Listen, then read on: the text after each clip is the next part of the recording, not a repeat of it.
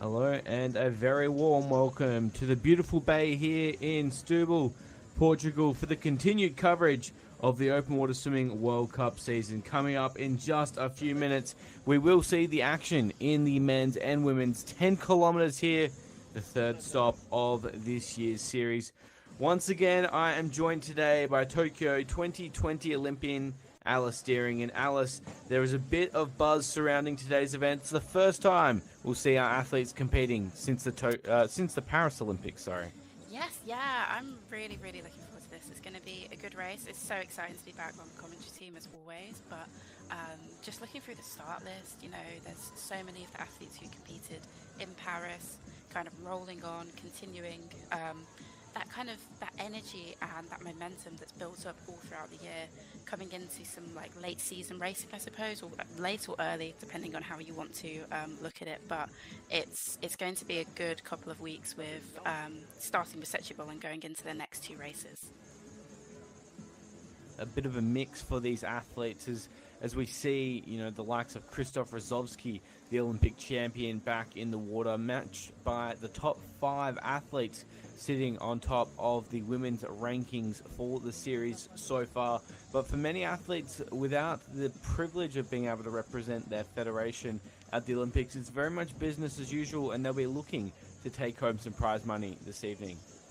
Yes, yeah, I think that's what's so exciting about having these races at this time of year. It allows athletes who didn't get that opportunity to compete at the Olympic Games. As we know, there's so few spaces, and of course the two per nation rule, and for countries like France, Italy, Germany, getting into these World Cups, it's really those like top opportunities to get some more experience, get some money in your pocket, and start your season well, looking forward towards qualification for World Championships and then all the way up to LA. As always, we'll provide some exciting racing. Both the men's and women's will be racing concurrently. We'll welcome out those start lists very shortly. Alice, it's something that's near and dear to both of our hearts, racing on this course, and it's nothing short of chaos for the athletes in the water. Yes, yeah. I have some fond memories of Setubal and some not so fond memories of this race. It's tough racing. I always see this as like proper open water racing. You can really make a name for yourself at this competition. It's a staple of the World Aquatic Swimming calendar. I really think it's one of those races which every athlete should do at some point in their open water career, getting to compete for their country.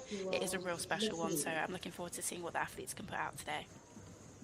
And we see the start list now for the men's race. As you can see, Marcel Schouten of the Netherlands leading off with cap number 1.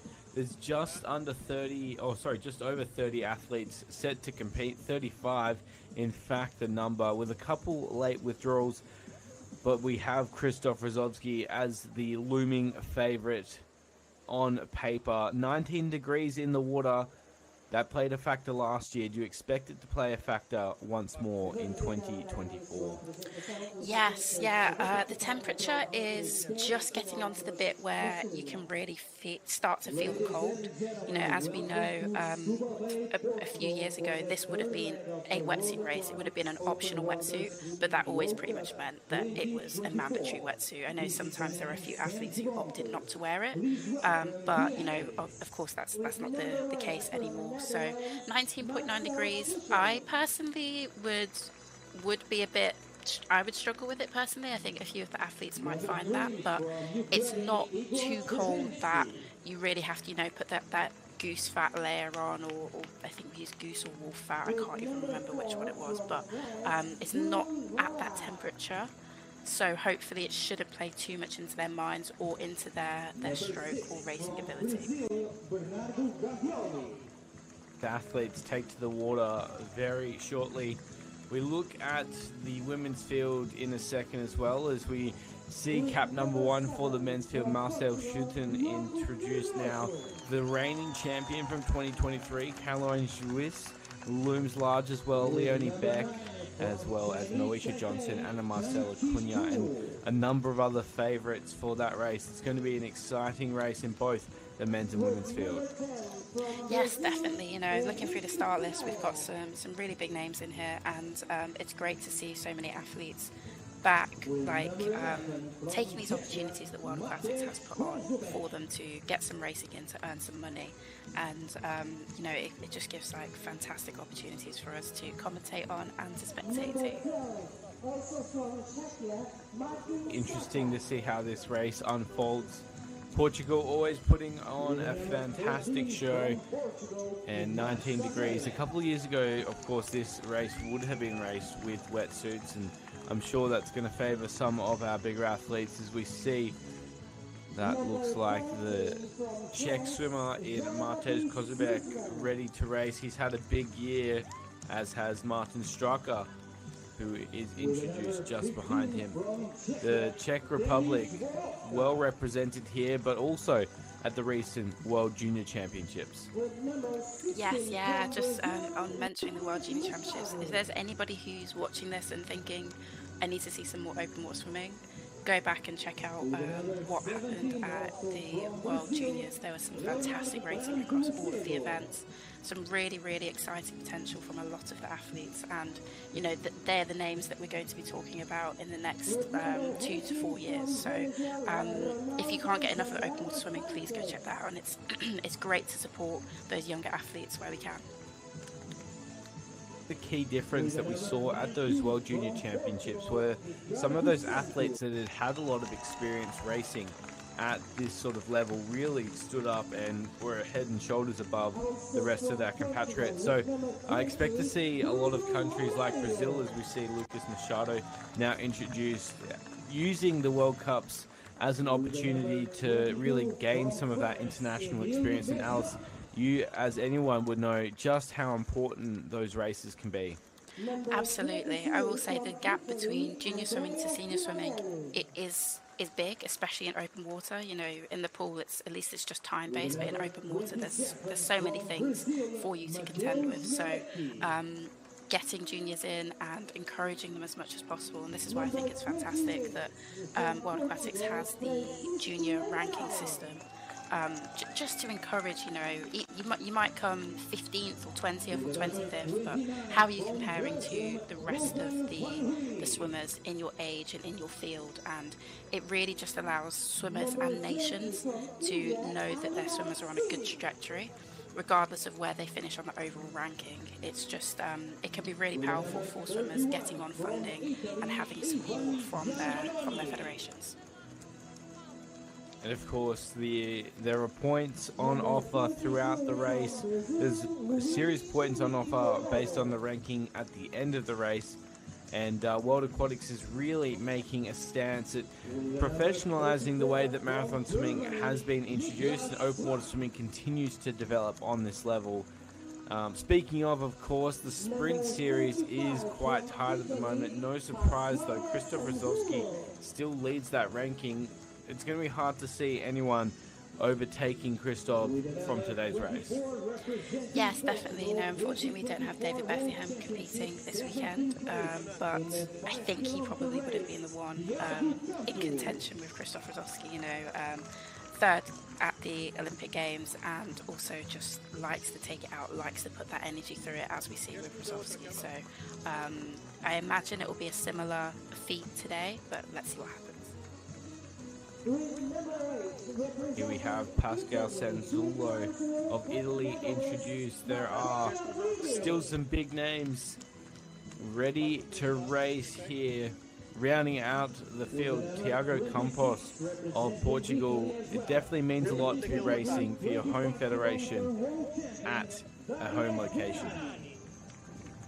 Yeah, certainly. I always think this is a really special opportunity for athletes to come out and show that I'm from this country, I compete for my country. It gives spectators in the area just a chance to come and celebrate, and we're starting to see the more familiar names of the race, you know, as they're kept towards the back and have that moment to walk out and have a moment to show off, perhaps.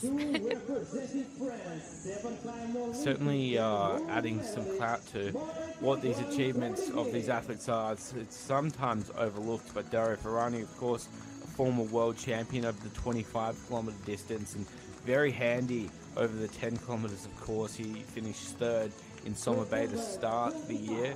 Here is Mario Sanzullo from Italy as well. The Italians continuing to show up at these meets with incredible depth. Yes, Italy really is that open water swimming nation in terms of the depth of athletes that they can put out. You know, they'll turn up to competitions with 5, 10 swimmers, and they will be taking, you know, multiple top 10 spots, multiple top 20 spots, and they're always a nation to compare yourself against and to compete with.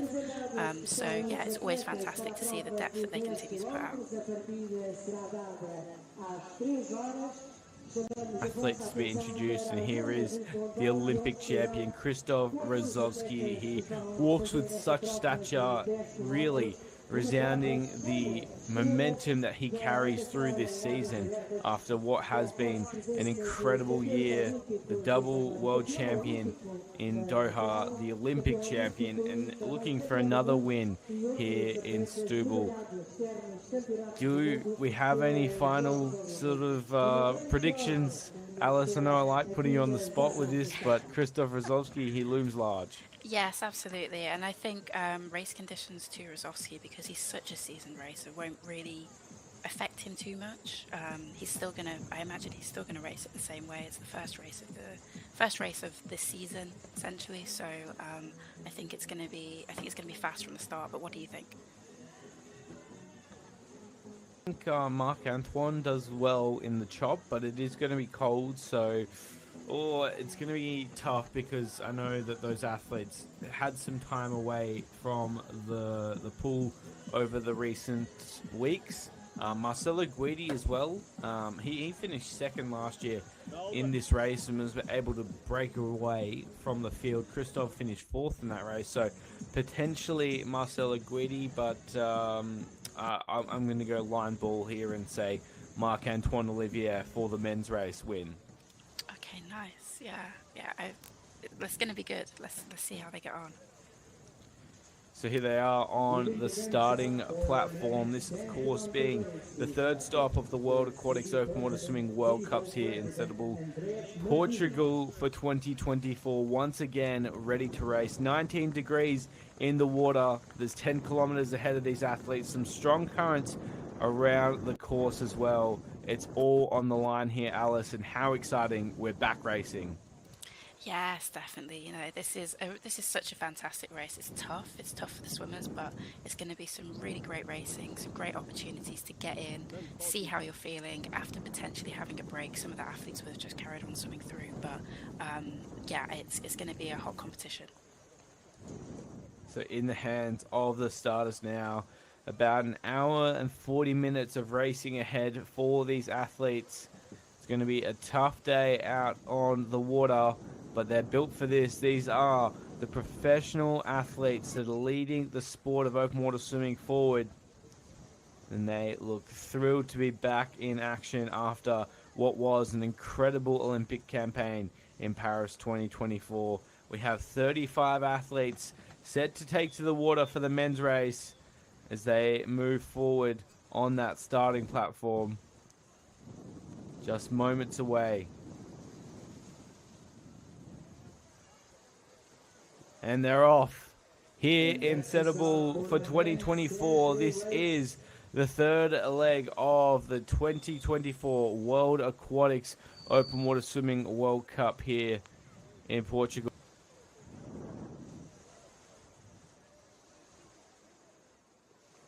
We're going to have already completing 6 laps to the course and 1,600 meters left.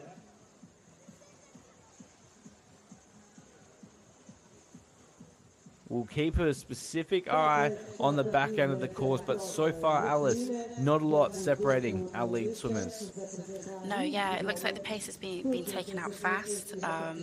Already you see 2 swimmers kind of really punching through. Hopefully we'll get a closer sight on them soon. But also just comment, this is a much smaller field to what we're used to seeing at World Cup races. So that tactically has to play into the minds of the athletes. You know, we saw, of course, with the Olympic Games, much smaller fields. This is, of course, larger than that. But if you're not conscious of where the front of the pack is, very quickly the race can fall apart from you, and you can end up getting dropped. And in races like that, it's so difficult to, find someone's feet and climb back into the front of the field.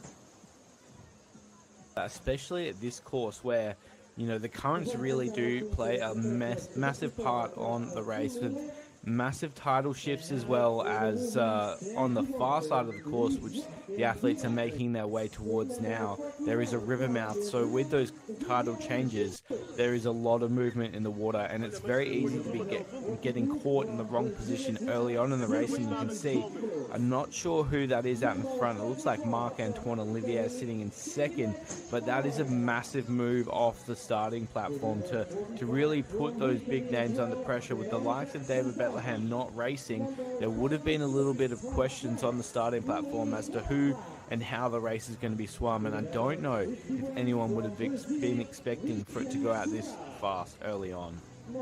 Yeah, certainly. Just on the point about the race course and the conditions of it, Setubal is such a technical race. You really have to be switched on. You have to be in the right positions going around these buoys, because it can be totally unforgiving if you're having to climb back up against the current, going hard against it. And then trying to hook round is so challenging. So you really, really have to make the most of every stroke whilst you're racing and get yourself in the right position at the right time.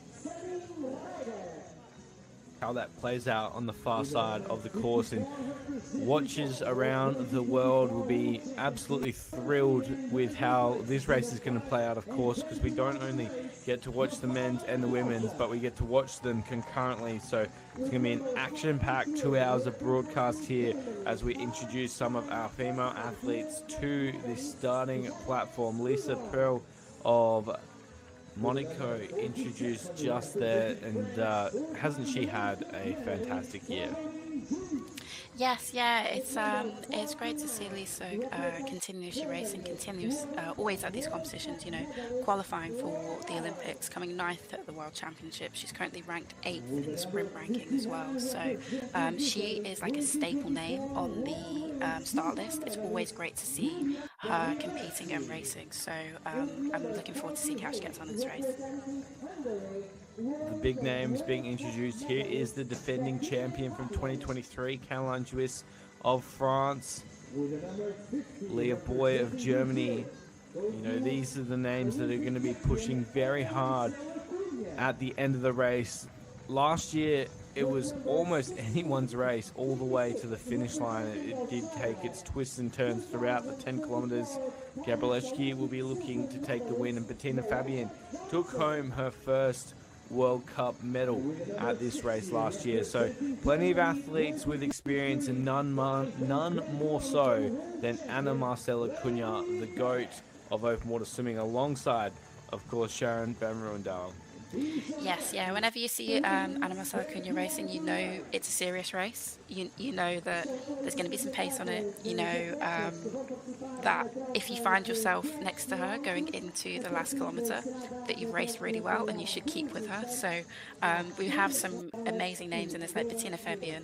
She's also only 19 years of age, Bettina Fabian. So already a seasoned racer, 5th at the 2024 Games just in Paris, just gone. 2nd in Soma Bay, 4th at the 2023 World Cup last year at this venue. So I really like the kind of contrast that we have with Bettina Fabian, who is still very seasoned racer, but on the younger end of the spectrum, whilst we have Anna Marcela Cunha at the older end. And I don't mean that in any kind of rude or offensive way, just she's such a seasoned racer. She's been around for a number of years. It's so fantastic to see her racing year upon year, because she is not slowing down in any way. No, not at all. So experienced, and I guess that experience definitely pays dividends at this level, where Anna Marcela Cunha can never be counted from a race. Interesting to note, of course, with the women's rankings for 2024, the top 5 athletes at the moment all racing in today's race. So here we have our starting list, of course, just a little bit smaller than the men's field, but Leonie Beck, Anna Marcela Cunha, Bettina Fabian, Vivian Junglu, and Caroline Juiz currently are top 5 athletes on the points rankings for 2024, and looking to continue that form here. Leonie Beck sits top of the field with 1,400 points ahead of Anna Marcela Cunha. And Alice, once more, do you have any last-minute predictions? I really, this could go like anyway, because Caroline Juiz, the fact that she won it in 2023, and I really do think Setubal is one of those races that it's kind of the same year on year. It's very technical. It's challenging. I'm gonna say Caroline Juiz, but what do you think? I like that pick. That's a good pick, and Caroline is very experienced with the way that this course is laid out. Of course, that finish line is only about 200 meters from the last turn, so it does make for some exciting racing. As the athletes go into the starters' hands, I'm going to give Moesha Johnson as my pick for this race. They're away, though, here in Setubal, both the men's and women's race in the water. What a start once more. Leonie Beck looks to be swimming at the top of the field, swimming strongly early on, and of course 10 kilometers to swim. Anything can happen, but what a way to start the action after what has been a fantastic 2024 season.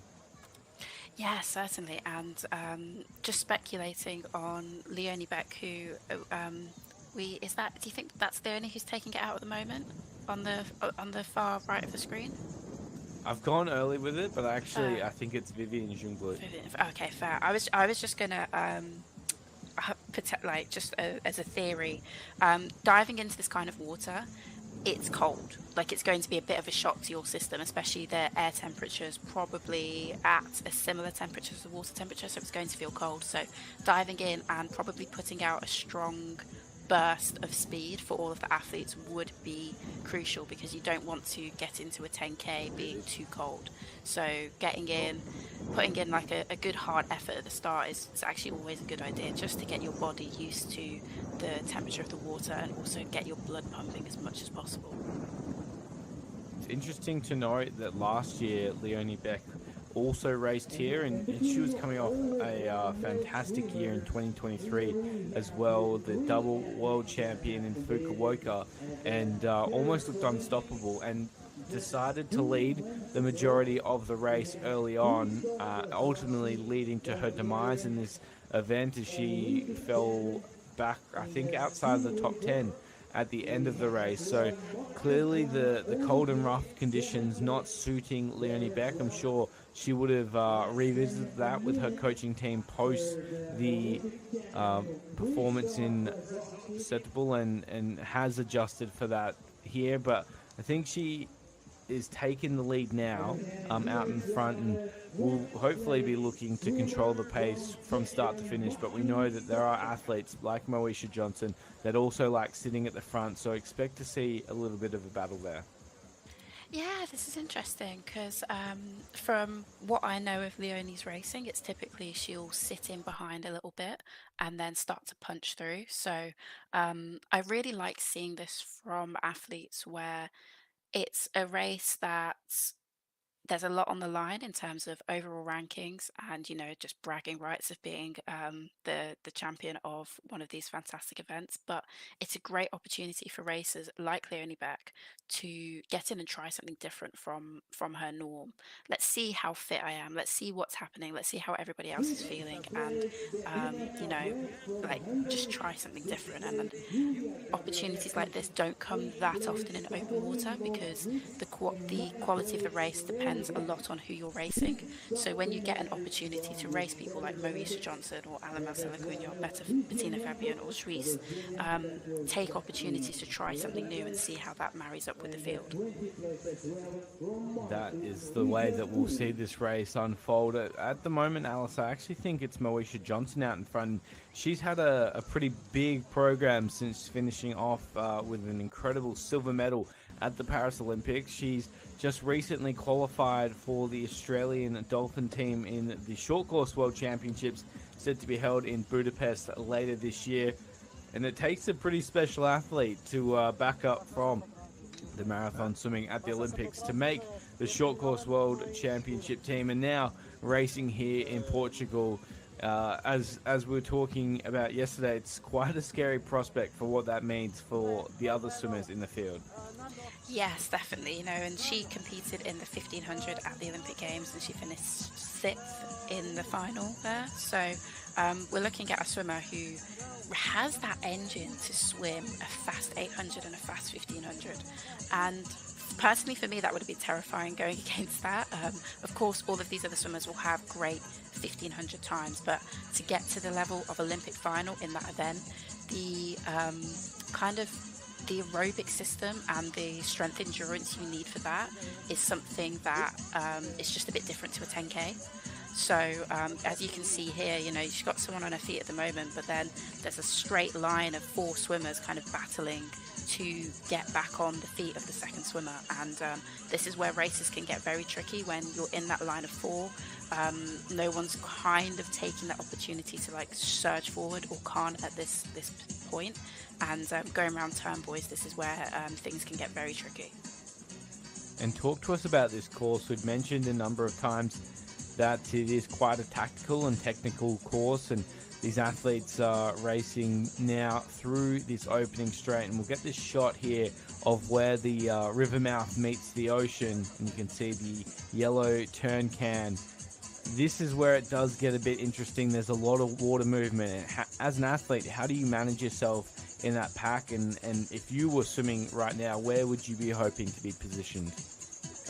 Oh gosh, okay, so I don't have the absolute specifics on the currents, but it looks like they're definitely swimming with a current right now, because this has been blindingly fast. The fact that they've done this straight in about 5 or 6 minutes already is so quick. But honestly, sitting on the inside as much as possible, that's where you do get beaten up a little bit, but it just means when going around the buoys, it's personally for me, you're always going to just about get around the buoy, so make sure you're tucked inside. And then once you came around it, it stops you from getting swung out too far, because the current's still going to be going in the direction you're currently swimming in, but you now have to swim against it. But if you're on the inside of the course, as the current pushes against everybody, you'll still be in the safe position to get round the next buoy.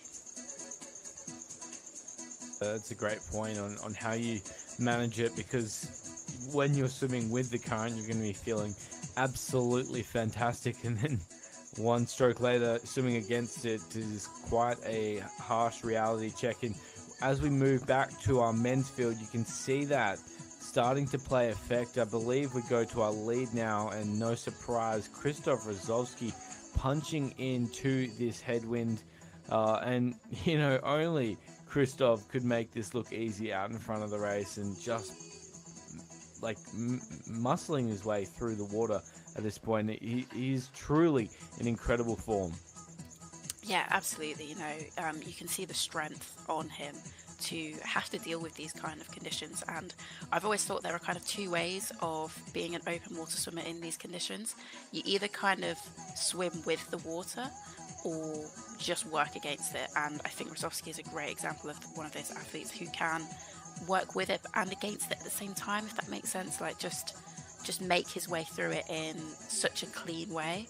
And then you kind of see Marc-Antoine behind, and I think he's an example of the swimmer who will kind of skim across the waves with his stroke and the way it is. So, Rosowski's taking it out at the moment. Doesn't look like it's too uncomfortable for everyone. It's probably quite comfortable in a sense for Rosowski at the moment. The pack's still fairly strong. It's bunched up in a certain way, but we see that arrowhead shape forming. That's a great point, Alice. A lot of athletes would be coming through their open water swimming journey and think, oh, I can swim like Krzysztof, or I can swim like Florian, or I can swim like Marc-Antoine. And really, there's no cookie cutter performance enhancement for open water swimming. It is what is your natural strength, and trying to use those strengths and mitigate the weaknesses as you develop. But the one thing that is for certain, if you want to be a good open water swimmer, you have to work hard. Yes, you are so right, and I do love that point, that it really is a very individualistic sport, in the sense of some of the women athletes, for example. You'll have some women sitting at 6 foot, And then down to the more petite end, you've got some women like myself who are 5'4", 5'5". There's just so many ways of being an athlete in the sport. You are so right. You have to work hard. You know, there's no real shortcut to being at the top and to getting onto those national teams for your federation. But it's a sport that really allows anybody who's willing to put in the work ethic to have those opportunities. And you know, it's not as easy as, you know, you just turn up and swim meters. There is a lot of technical aspects to it, but it just allows for swimmers who are maybe a bit stronger or a bit more bulkier to be really good in the sport, or swimmers who are a bit leaner and a bit more petite. I do love the variety of, you know, body shapes and heights that we see from open water swimming, because it really can come from anywhere. Certainly makes it exciting for those junior athletes developing. We'd love to see across in the open water realm. We move back to our women's field, and good to see a bit of a change up. There's still that lead athlete, not sure if it's Leonie Beck or Moesha Johnson. We'll get an update shortly, but the pack is well and truly formed around those top athletes as they start to make their way back on lap number 1. A reminder, of course, the sprint laps introduced once again today. The sprint laps will be on lap 1, 3, and 5.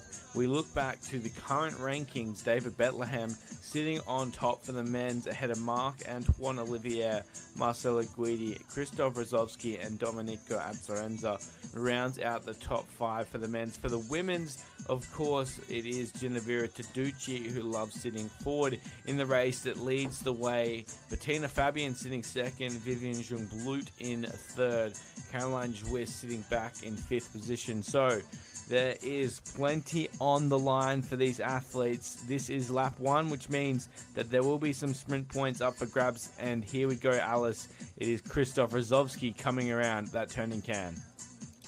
Yes, yeah, here we go. And again, the currents are going to come into play here. As you can see, the swimmers are all hooking around that, and this is where open water swimming can get really, really tough and brutal. And you see a lot of the swimmers just kind of spurting out around the buoy, you know, trying to find that space, trying to deal with the current.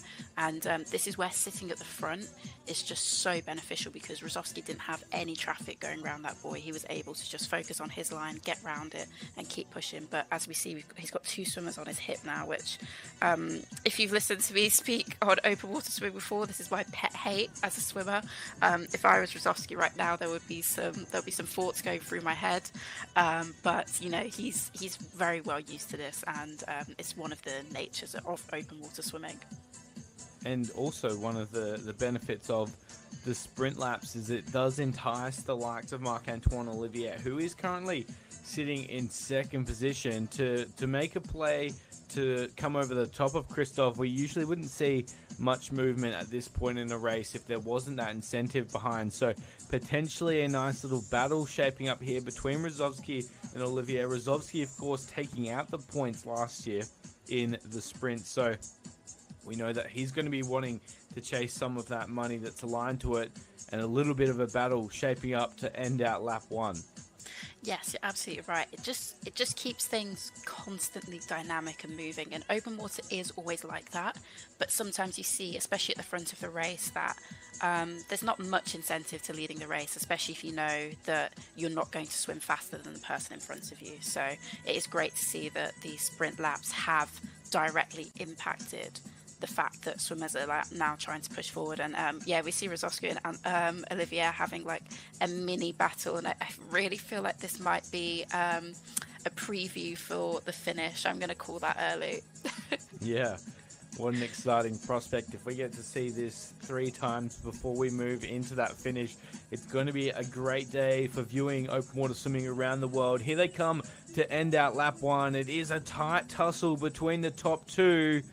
We'll get an update on who was first through the timing chip, but it was Marc-Antoine and Christoph Rozovsky battling for that ability. Oh, it looks like Olivier taking out that top spot, in fact, Alice, and certainly some mind games being played here in lap 1.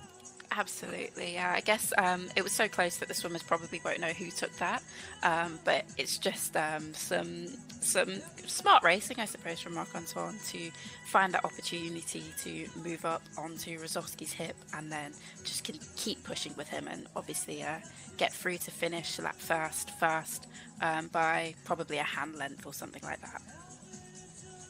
Looking through this top pack, all the big names still tucked in. Varani and Sanzullo, the best of the big names, sitting around that 20th spot. This is their preferred race style, to sit back and move forward through the back end of the race, as opposed to the likes of Olivier and, of course, Krzysztof Rozovsky, who like a bit of airtime out the front of the race. So we'll see how that transpires. So big names, but also some young contenders looking to take to the top athletes. Our lead female athletes won't be too far off finishing lap number 1 as well. 21 minutes through the first 1.6 kilometers. So the pace a little bit slower than what we're expecting, but starting to settle now. Yeah, absolutely. And I just want to point out, I think Marc Antoine has dropped right back into the middle of the pack. You can see kind of two blue hats, and then in the middle of the blue hat is another blue hat, but on the two outer blue hats are 2 French hats, I believe, and I think Marc Antoine must be one of them. Great pickup, Alice, as we see that the sprint points definitely playing an impact on the way that Marc-Antoine Olivier is deciding to race. It's a good point as well to note that, of course, now that we are post-Olympic cycle, these athletes will be looking to develop new racing tactics, new racing strategies, seeing what works and trying to use that experience to the best of their ability. We see in the women's race, in fact, Ana Marcela Cunha continuing to develop even as the most experienced athlete in the field. So I wonder if Marc-Antoine's coach gave him the instruction to sit comfortable in the middle of the field and see what that means for the back end of the race. Yes, yeah, I think kind of like we've been saying, it's a real great opportunity to get in and potentially try something different, you know, punch through on that first lap, then enjoy the efforts and enjoy the speed and just sit back, and it'd be great to see where he is. Yeah, he's oh, maybe I might have been mistaken actually. Maybe he's lost his hat. I don't know who's in second place. Oh, this is the thing. It can be so the dynamic nature of it. It can be so difficult to track where athletes have ended up. Yeah, but certainly some young names out in front. I saw a couple of the young Brazilians leading in that top 3. Krzysztof Rozovsky also falling back off the lead, as I believe we've now swapped across to our female athletes as they come down to finish off the first of 6 laps. And chaos out the front. Even though a smaller lead group and a smaller field, there is plenty going on for the women as they come down to finish off their first lap. Sprint points once again on offer. Yes, definitely. You know, we're looking at a smaller field for the women, but the level of competition that is packed within that is really something special. I think it's like, I would say it's very potent in terms of the quality of athlete that you have in there. So, you know, punching into the top 10 at this competition is still going to be very, very challenging for any athlete, despite the fact there's only about, well, I say only about, but 25 athletes or so. So, yeah, it's shaping it very nicely, and just to see this formation at the moment is really interesting, where it kind of happens when everyone thinks they have the best line and the best way of swimming. So you get like 3 people leading, but we see someone, you know, really pulling in front now and taking the lead, and everyone else falling in behind them.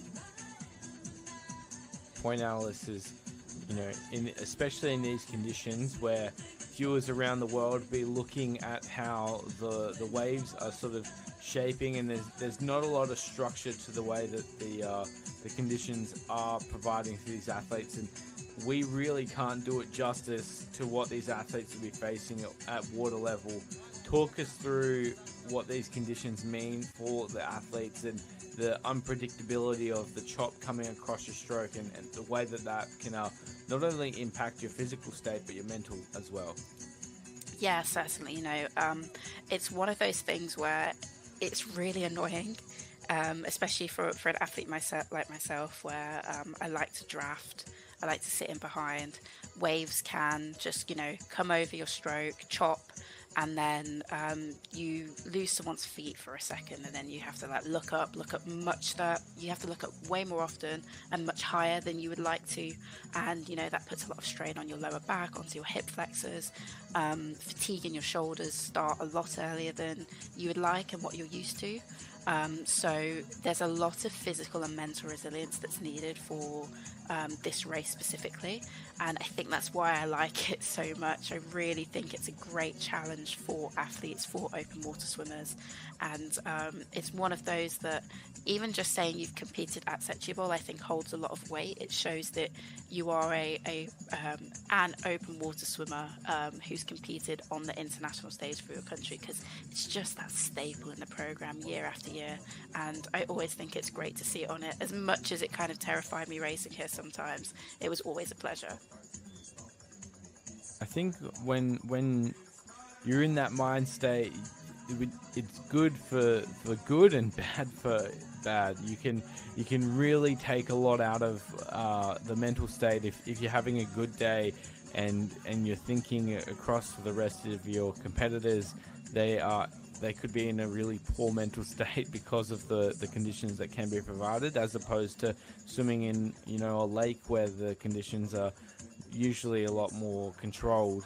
But inversely, if you are having a bad day, it can go from bad to worse pretty quickly, as I'm sure we'll see on the back half of this race, with these athletes already under pressure on lap 1 and coming down to finish off this first lap. The sprint points on the line, and we'll get an update on who is in that top 10, because it has been absolutely nothing short of chaos here early, Alice.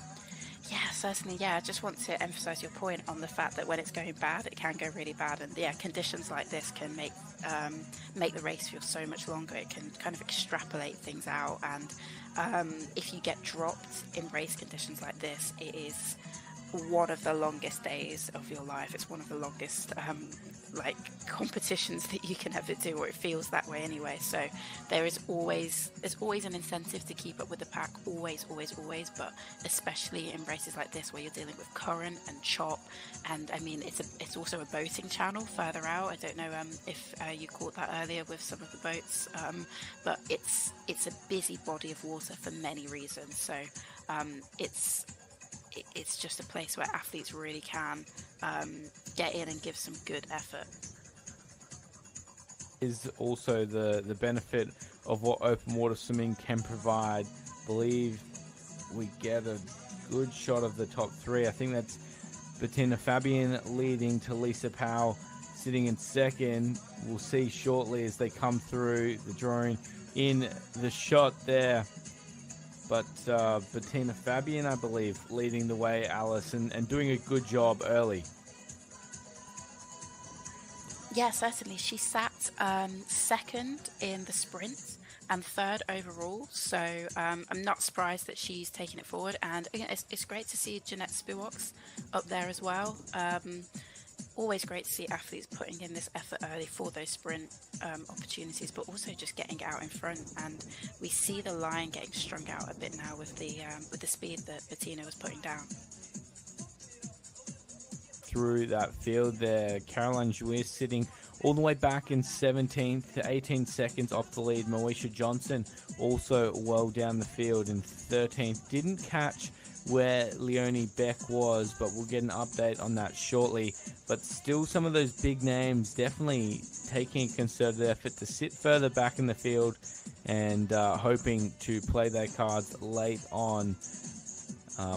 What do you think of that strategy, Alice? Obviously, something that I believe you used to swim coming through the field late, but with the likes of Bettina Fabian out in front, you certainly run the risk of getting dropped.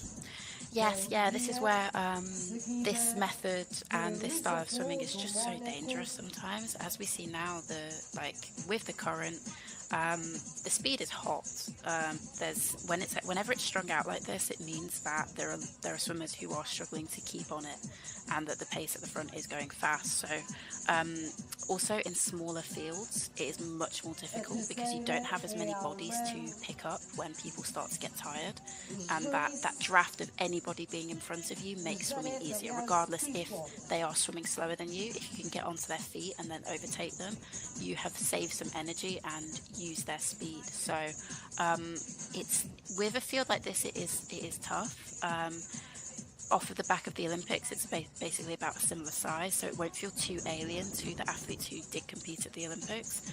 But I'm hoping that for those who are a little bit further behind, they're aware of the fact that the speed is hot and looking to keep fighting to make sure they can get back on other people's feet and climb the ladder as that were.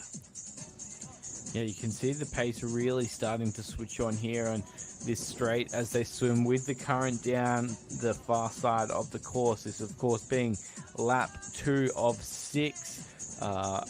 Lisa Powell out in front with not an unfamiliar position for Lisa.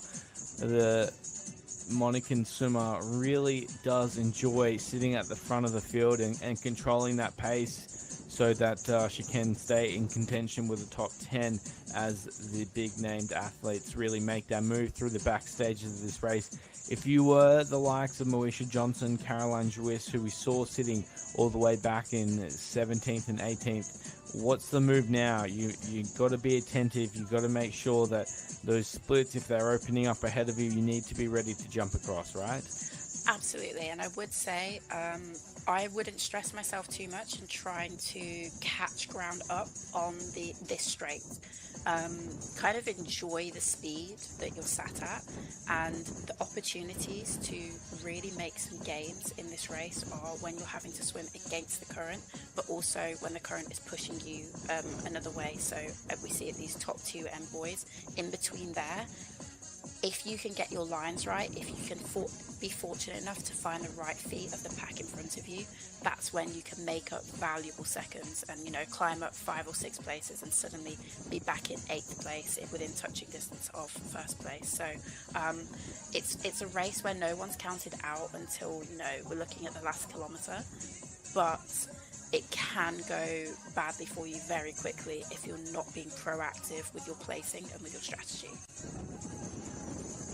A sensational point, Alice, and sort of talking to why it is such a technical and tactical race, as we are on the far side of the course now with our men's race. It really is a big leading pack, and you can see the current starting to play an impact on the way that these athletes line up into this turning can. You can see the athlete on the right of your screen pulling out very wide to try and get a clean shot around the can, and some of the athletes stuck in the inside of the course. We'll see how it plays out. Yeah, this is always rough when you're the athlete in the black hat in the middle here. I suppose it's a directional voice, so it's not too stressful at the moment. But when you see 2 lines like this open up and you're sat in the middle of them, something's going to give at some point. You're going to get closed in upon, as we've just seen happen to them. It looks like he still has his own space, which is great. But you also sometimes have to make a choice of which line of whose feet do I get on. And sometimes it's the faster swimmers are taking the worst line, and then it's a slower swimmer who's taking a better line, and you kind of have to edge your bets on which line's going to be better, because coming round a turning buoy and that's happening, it can be crucial committing to the right line and making sure you commit at the right time too. Dobrozovsky takes the lead here, Alice, and we saw him after lap 1, which also noting that confirmed taking out the top points for the sprints was Krzysztof Rozowski and Bettina Fabian in the women's race. But moving back to the lead with Krzysztof Rozowski, he sat about 3rd and 4th in that opening straight of lap 2, now back out in front. Do you think there's a concerted effort for Krzysztof to lead the race into the headwind, or some of the boys in the field just deciding to let him through when it comes to doing the hard work? I really think this is Rosowski's world at the moment in this sport. I think he races the races exactly how he wants to, and is kind of like, okay, you can deal with that around me. And I really do love that confidence and that energy in this sport, because it makes for some very exciting racing. It makes for having a superstar like Rosowski taking the scene. And I was just thinking earlier today, the momentum that he will be carrying through from becoming Olympic champion, from being world champion earlier this year.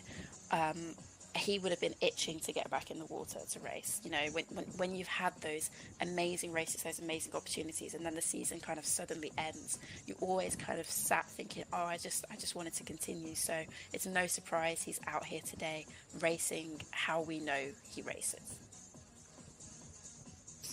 You know, talk to that point in the fact that Krzysztof Rosowski, you know, he came into the sport with such bright lights all the way back in, I believe, 2017. He burst onto the scene at Balaton Fured in Hungary, of course, as a young, blossoming bright light for the Hungary open water swimming team to where he is now as Olympic champion. It has been a journey, and for, you know, the young star to realize the potential, it certainly doesn't happen without trials and tribulations. But now, as Olympic champion, what do you see in the future for Krzysztof? Could he potentially go back to back in LA?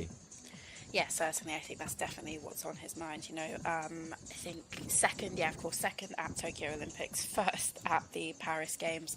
LA will, I think, absolutely be his aims and consideration, and then we'll see how things are looking after that. But yeah, Rosowski is a name that has been on the scene for years now, and just so competitive, always striving, always pushing forward, being one of those names that has really kind of redefined the way that the sport has been raced, especially in the men's race. You know, the Tokyo Olympics with him and Florian Rollbach really taking it out from the front. Paris Olympics, him leading it from the front. It's tough racing, and he's kind of forced everybody to come along for that journey, because otherwise he's just going to be running away with all of the medals. How it develops, because of course I can't imagine he's going to have it his own way. Ollie Clement, of course, the silver medalist at the Paris Olympics, is a young rising star for Germany who continues to find ways to improve. Equally as exciting, of course, the women's field, currently led by Lisa Powell. We could say the exact same thing. Sharon Van Roendale, 2016 Olympic champion, 2024 Olympic champion. I believe we'll be struggling to see her compete in 2028, but you know, it does mean that the door could be open for a new Olympic champion. Yeah, certainly. And, you know, yeah, regardless of what happens to, you know, some of these swimmers, there's so much talent coming through. You know, Bettina Fabian, as we've mentioned, she's only like 19 years of age. We saw some amazing juniors race. There's no way I cannot mention her, but Claire Weinstein, I really think she is one of the future stars of this, or current stars even, I should say. But I really can't wait to see her back in water at the senior competitions, up against the likes of Schwyz, of Fabian, of Kuna, and seeing how that plays out, because there's going to be a lot of competition. Of course, Marisha Johnson as well. You know, they both have that speed in the pool, which they can call upon at kind of any moment. So there's a lot of exciting names up and coming in open water swimming. And you mentioned it pre-race, but equally so for those who are just tuning in now, welcome. But not only the 10-kilometer distance up for grabs at Junior World Championships, but we also saw the relay and the 3-kilometer sprint knockout. It would be great to see that raced at the World Cup stops, potentially World Championships one day, and ideally and hopefully potentially another race at the Olympic Games, which would just be so special, and really delving into the strength of some of these young rising stars. Yes, certainly. And I will say that that race, please go and watch it, regardless of the fact that it was juniors. And juniors, has a really special place in my heart. I think it's fantastic racing, great competition. It's always so fun and dynamic. But that 3K knockout sprint was honestly the best open water racing I think I've ever viewed, and I know that's quite a big statement, but it's just so exciting, so dynamic, very creative from World Aquatics to still be thinking of fresh ways to, keep this sport, which is actually still very young, but keep the sport progressing in such an exciting way. And we're just seeing the men's field come into the end of their second lap. Yeah, you can see really here that strong current. The athletes really having to cut across quite far to get into this timing buoy. No sprint points up for grabs here. There's still some battles because they will be wanting to be in a good position for the feeding platform. Krzysztof Rozowski still holds the lead, Alice, but there is a big bunch of athletes in touch after 2 laps of swimming here in Setubal, and Rozowski not choosing to take the feed, and in fact coming through ahead of Sanzulo and Loureiro of Brazil, rounding out the top 3 as one of those young athletes moving through the field. Yes, yeah, we've seen quite a big change from the end of the first lap, actually. The names have changed quite drastically, apart from Rozowski at the front, of course. But yeah, we've got Guidi in 5th place. Marc Antoine has moved back into 12th place, but, only 8 seconds off of Rozowski, so not a crazy distance. And for a swimmer of his caliber and experience, I think he'll be exactly where he wants to be. A considered approach to how this race wanted to play out.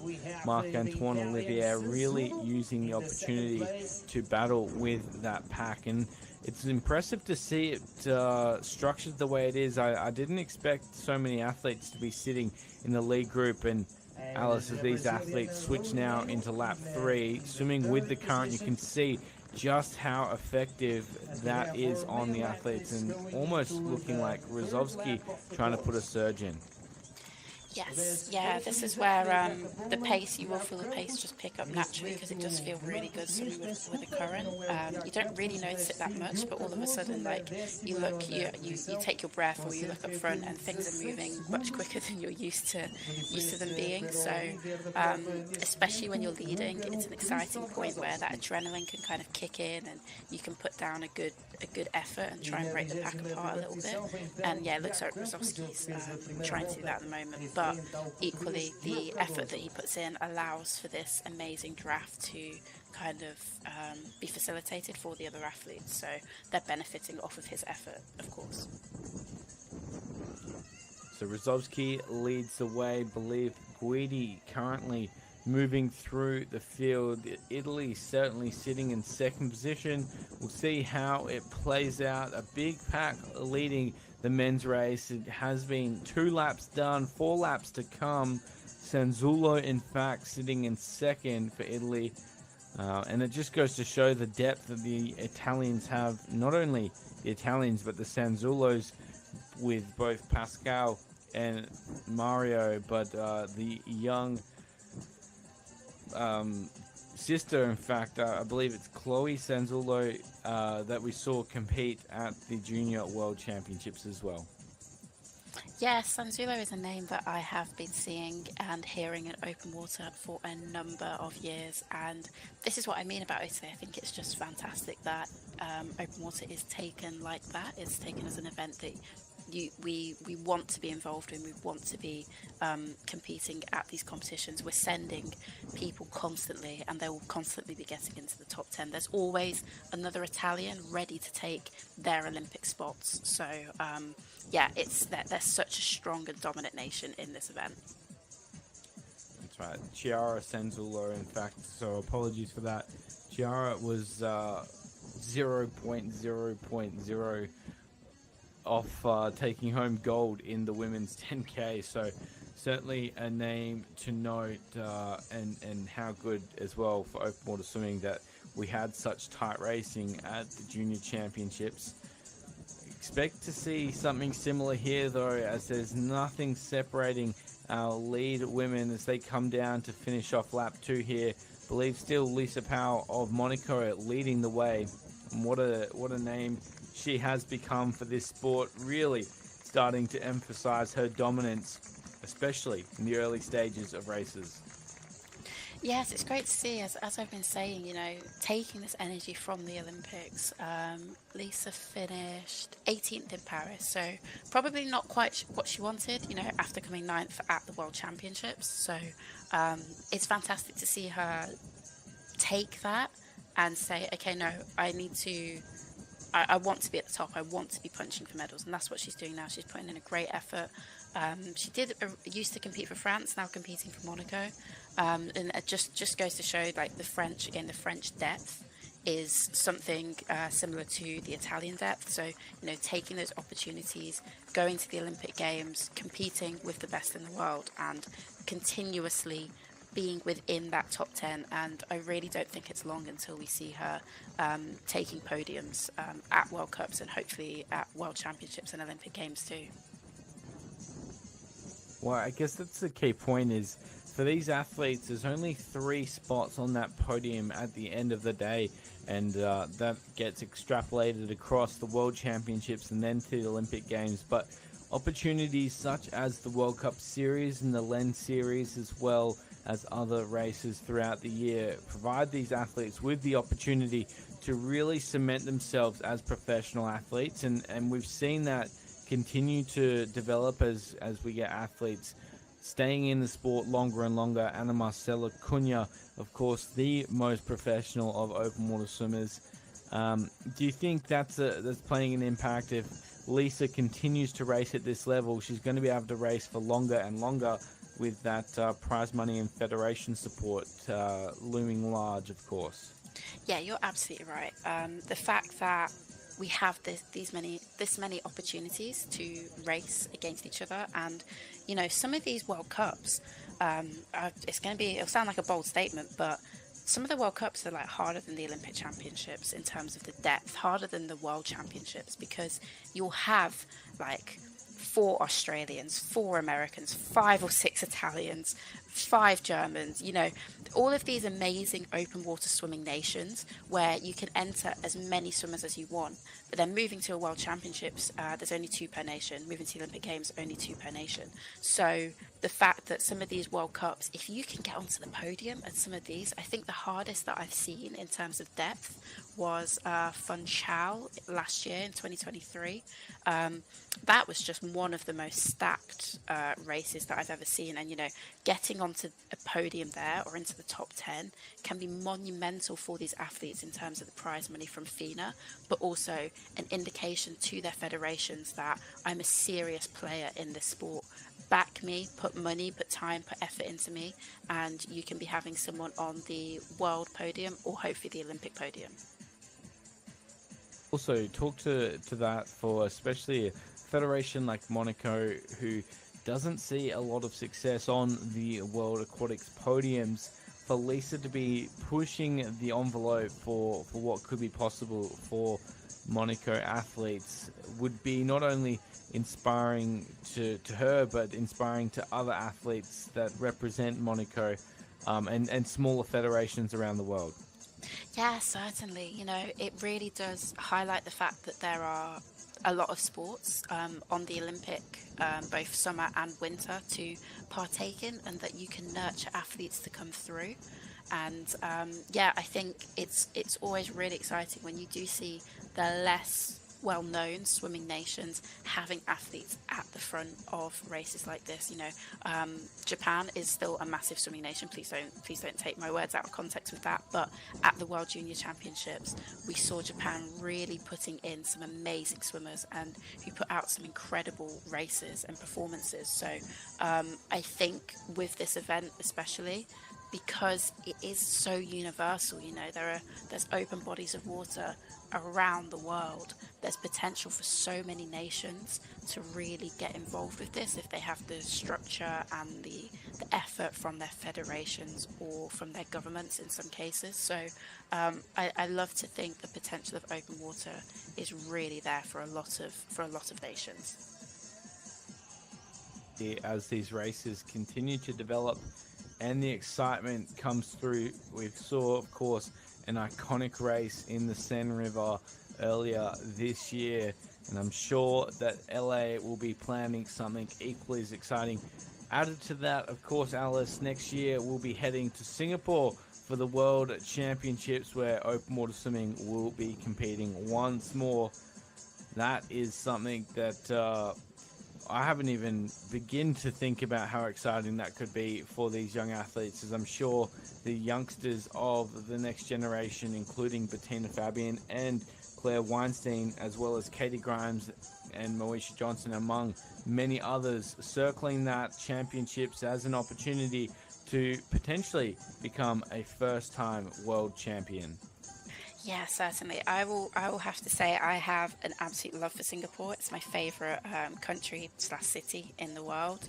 It's so exciting that the World Aquatic Championships are being taken there. And then after that, we see the World Masters and then also the World Paras as well. So it's going to be a very busy and exciting month for World Aquatics in Singapore, but absolutely fantastic opportunity for swimmers around the world to go to what I think is one of the greatest cities in the world, if I'm not being too biased, and get to compete in a country that I'm sure is very excited to host these championships.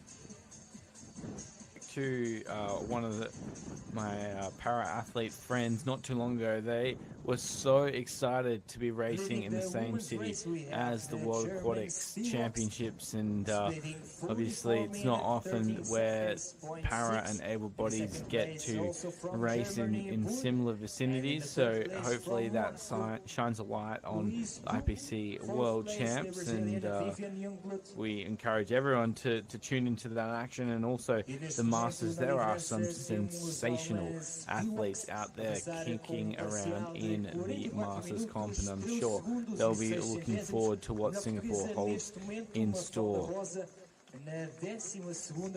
Yeah, definitely. And just on the point of getting to see the para swimmers alongside the able-bodied swimmers, I think this is just absolutely fantastic from the organising committee in World Aquatics to have that encouragement of seeing the two swimmers side by side, as we see at the Olympics and then the Paralympics only 2 weeks later.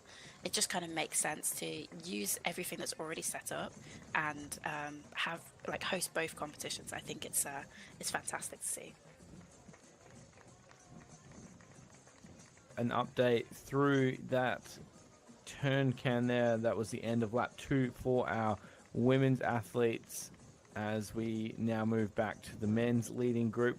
I think it was Jeanette Spyworks who took over the lead there ahead of Lisa Powell at the end of that lap. We'll see how things shake up. You can see on the far side of the course, things are really starting to get spicy.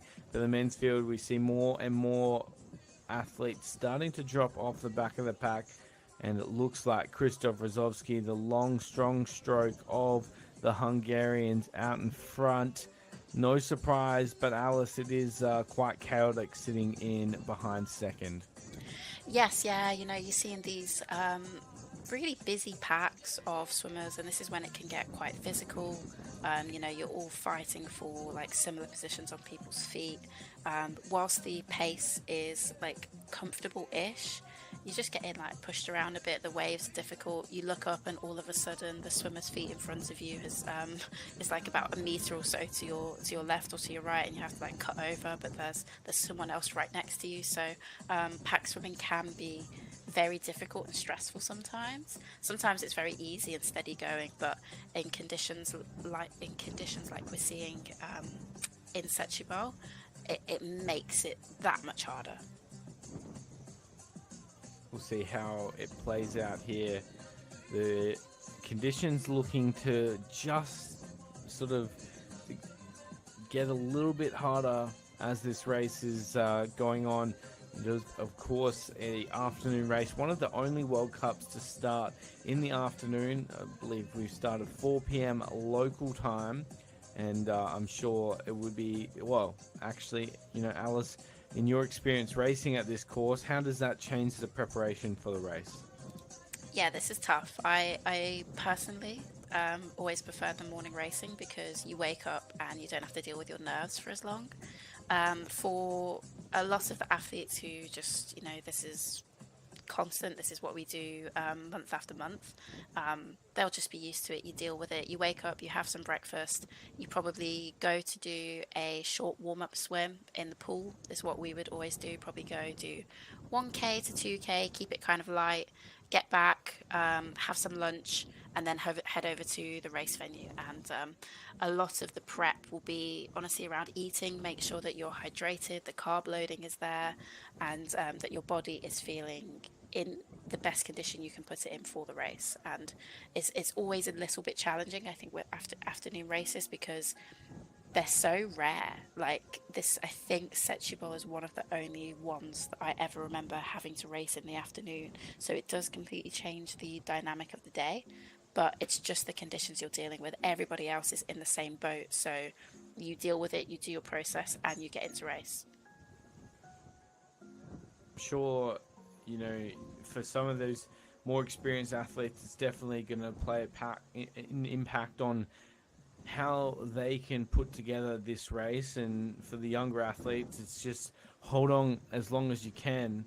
I think we've had another lead change out in front. I think, in fact, that might even be Marc-Antoine Olivier taking the lead here, Alice. And he was predicted as one of the key favorites going into the Paris Olympics and ultimately didn't come away with the gold medal, but still has had such a fantastic year. And, he is only 26 years of age, so has a very bright future ahead of him.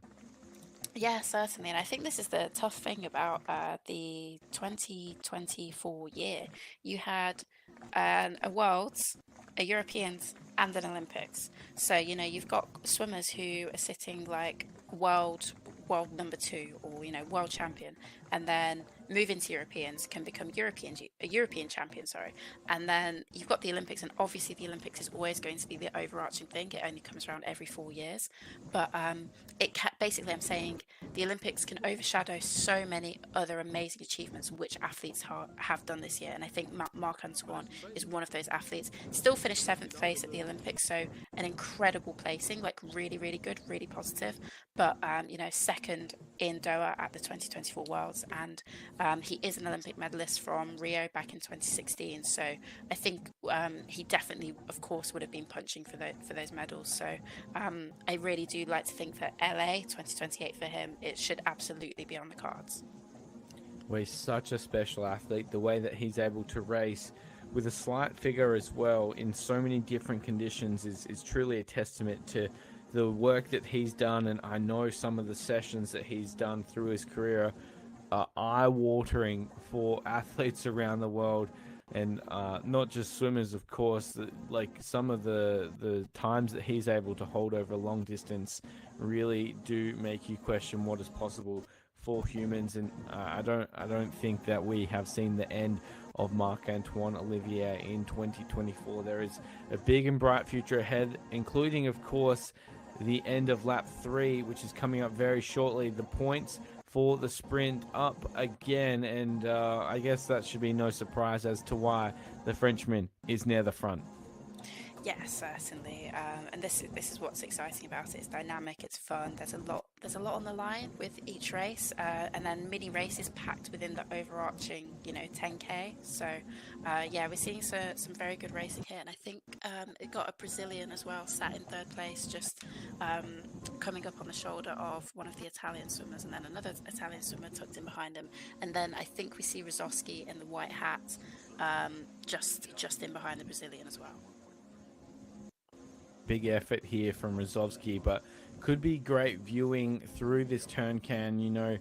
That he'll be looking to move forward and is doing so with every stroke. He is a sensational swimmer. The way that he can orchestrate a pack is nothing short of incredible, and trying to move forward, but out in front, Marc-Antoine Olivier holds the reins.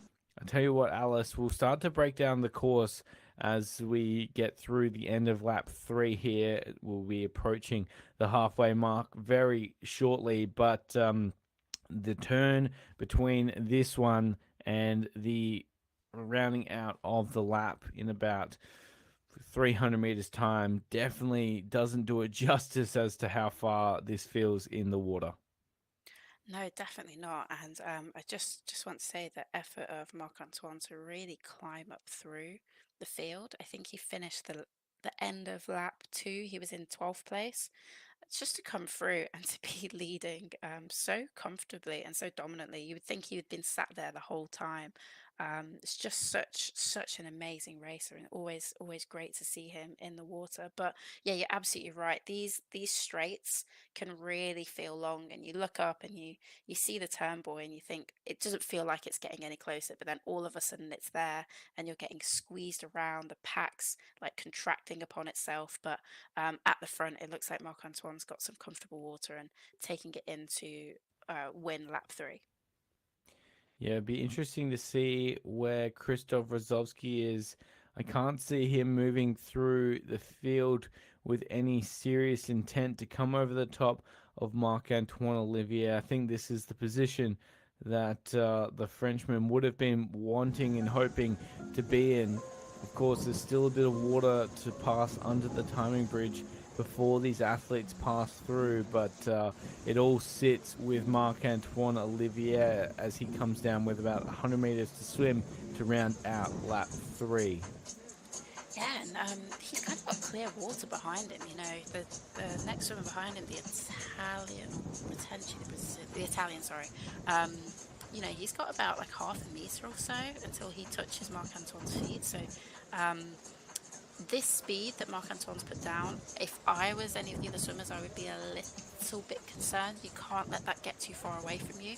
I predict Marc-Antoine will probably take this win, get a nice feed in, and then tuck back in behind, probably in 8th place or something like that, confident in the fact that he knows he can like basically break the pack when the time calls for it, and the other swimmers should be like highly conscious of the fact that he's sitting this comfortably in the race. Well, it's certainly concerning with how that plays out. That Jules Wallart, in fact, taking the lead over Marc-Antoine Olivier. Apologies. Yeah, sorry, yeah, my bad. Wallart, you know, that's I'm gonna have to do my research on him briefly, but incredible. Like, he was making that look easy. Really great to see. Well, I guess that speaks to the depth that we were talking about. Jules Wallart's only 21 years of age, the young Frenchman, and has continued to be pushing onto the stage almost, well, with all due respect, not overshadowed, but certainly in the same breadth of name as Sachavelli, who we know his prowess, but Wallart continuing to move forward, and that sort of sprint into rounding out lap 3 there was truly exceptional, with 8 seconds separating the first to second athlete, as you mentioned, Alice. Yeah, this is great to see. It's always exciting when athletes are feeling good. Clearly, he's feeling good. And just taking it on and running with that energy. And he's really threatening to completely change the dynamic of the race at the moment. If he's going to be allowed to have his way here, it's going to end up being quite a small lead pack. And swimmers who are ranked 10th to 12th are kind of in a danger zone of having the race slip away from them. Well, on that point, Alice, for the first time we can see that lead group really starting to stretch out here. This, of course, is lap number 4 now for the men's. Jules Wallart out in front for France, and you can see the stroke rate starting to lift ever so slightly. And to your point, this is the danger zone. Who's going to hold on? Who's going to drop off? And where is Christoph Rozovsky? Yeah, definitely. I think, yeah, this is like, I love a surprise in open water swimming, and I think this is why it's just such a great sport, is it's anybody's game at any point. You know, if you're feeling good, if you're feeling the energy, go with it, run with it. You've got 10K, you know, if the wheels fall off, hey, at least you've tried. You went out there, you're making a name for yourself. And yeah, it's great seeing you. Absolutely right. You know, the depth that we see from countries like France, like Italy, it gives a chance for swimmers to get overshadowed. And then you see opportunities like this that I'm not going to be forgetting Jules Wallart's name anytime soon, because it's that perfect surprise of, oh, okay, you know, we thought that was Marc-Antoine. We saw a French hat. I think you can forgive us for thinking that, but it's just great to see athletes taking these opportunities and putting themselves in the minds of federations that, hey, I'm here, I'm a serious racer, putting them in our minds as well. It's just great to see. Yeah, and that's what these World Cups are used for. We've talked about that throughout the coverage as we now move back to our women's field. I don't believe this is our lead group. We'll get an update shortly, but to the same point, good to see these athletes getting some experience and, you know, swimming early with that front group and now falling off the back. It's going to be a long day, but some good lessons still to be taken from this opportunity. Certainly, you know, I can speak from both ends of this. You know, I have been one of these swimmers before, but I've also been one of the swimmers stuck in the main pack. And when you're in no man's land like this, it is long. It's tough. You know, it will feel like the longest hour of your life that you, or hour and a bit that you have to complete the race. And the desire that it brought out in myself personally was, I'm never going to get dropped again. Like, I can't go through that again. So great experience, and it's always great that, you know, when you do get dropped, you still have a few people to swim with, and you create a race with that in yourself, and you keep striving forward and you keep going because there's still opportunities to play for. Well, I think that's a key point, Alison. You've talked about that throughout today's coverage, but also in other races. These athletes will be looking for federation support, not only from, you know, their positions on podiums, but also on how they can position themselves between the top 20, the top 10, wherever you're sort of aiming for. There is performance incentives, and that means that they will be racing within races throughout the series as well. So I'm sure these athletes will be pushing very hard as they come down to finish off lap number 3. Halfway done, still 5Ks to swim, and it's going to be a long 5Ks ahead of them as they battle through the conditions here. Yes, yeah, and certainly, and this is the thing. Like, of course, every federation wants to have, you know, two of their swimmers, the maximum that you're allowed at a Worlds or at Olympics on the podium. Of course, we all want that, but for some federations, that's just not feasible in certain events. So, to nurture talent, to give them opportunities to race, you know, we don't know when these women were dropped from the pack, but you'd like to think they had at least a good 20 minutes, probably a lap, to swim with the best in the world, and that's what it's about, you know. Quite a few of the swimmers that we see and we talk about, you have to start somewhere, and you start on these tough races, in one of the hardest races on the program, getting dropped early on or getting dropped at 5K, and you take that experience that you got in the first 2 or 3 laps and you apply it to the next few races, and that is invaluable. It's really, really important to get in and have those races, and as hard as it is mentally, it really can fuel your efforts for years to come. Yeah, and it certainly makes stronger athletes. I remember when I raced in Setubal a couple of years back, I came through the feeding station after I'd been dropped from the lead group, and my coach was feeding me at the time and just sort of looked around and said, "We'll catch back up to the lead group with well, obviously with all great intentions to catch back up. I'll never forget that moment, and certainly the other coaches on the feeding platform laughing. Obviously that's the point of racing is to swim in that lead group, but certainly a good experience for these athletes to work through and hopefully work together to see what time they can come away with. Yeah, this is the thing, and it's all said with good intentions and said in a way that's like, yeah, just go do it. Why not? You know, like just go do it. But as we see in open water, once a gap opens up, it just becomes like insurmountable to catch up, basically, and it's tough. You know, a lot of athletes have been on the difficult end of it. I like to think like we've all been there at some stage in our career, and it just creates it. I think it's a rite of passage for open water swimmers is basically what I'm saying. So to these women and to the men who that's happening to at the moment, please don't be discouraged by it. Learn from this. It's tough, but it will be worth it when you get to sit in those packs in a few years' time, or hopefully next time that you get to race and understand what it's like to be sat with the best in the world. Also, it's worth noting that some of these athletes that do get dropped are the young Portuguese athletes that are developing through this event. And when we have a look at like the likes of Mafalda Rosa, who's really led the charge for Portugal over a number of years, you can see just how much it means to be hosting a World Cup stop, and the legacy event that has become Setubal, what that means for not only these athletes in the water, but the athletes watching on the beach, as the inspiration that they receive from seeing the likes of, well, the Portuguese, but also the best of the world, that really can inspire a nation. Yeah, you're so right. The fact that this could be a local event for some of the Portuguese athletes, and it is really a legacy event. I believe that the 2012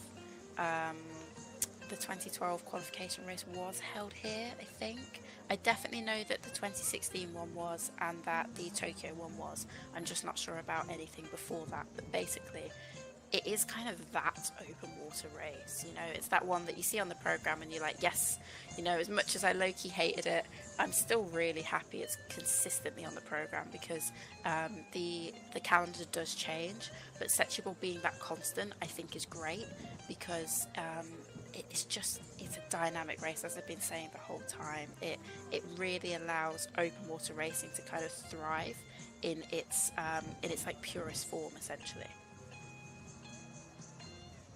Is a great point, and it's really a course that has everything for every type of athlete, and we've seen that on show already so far. Jules Wallart still leads the way for the men. Lap 4 underway here. They are chasing down our lead female athletes. Can't imagine they're going to catch them with just over 45 minutes of swimming left ahead for the men. Interesting to note, of course, that we have had the withdrawal of Leonie Beck from this race. I'm not sure as to what the condition was that led to Leonie withdrawing, but that will play an impact on the athletes in the water. But also, it's a bit hard to tell for the athletes that currently swimming, Alice, to know that they won't be racing Leonie through the final stages of today's race. Yeah, certainly, and I do hope that she's in good health. I hope that she's okay off the back of this, of course. You know, it's never great to hear that an athlete has had to withdraw for whatever reason.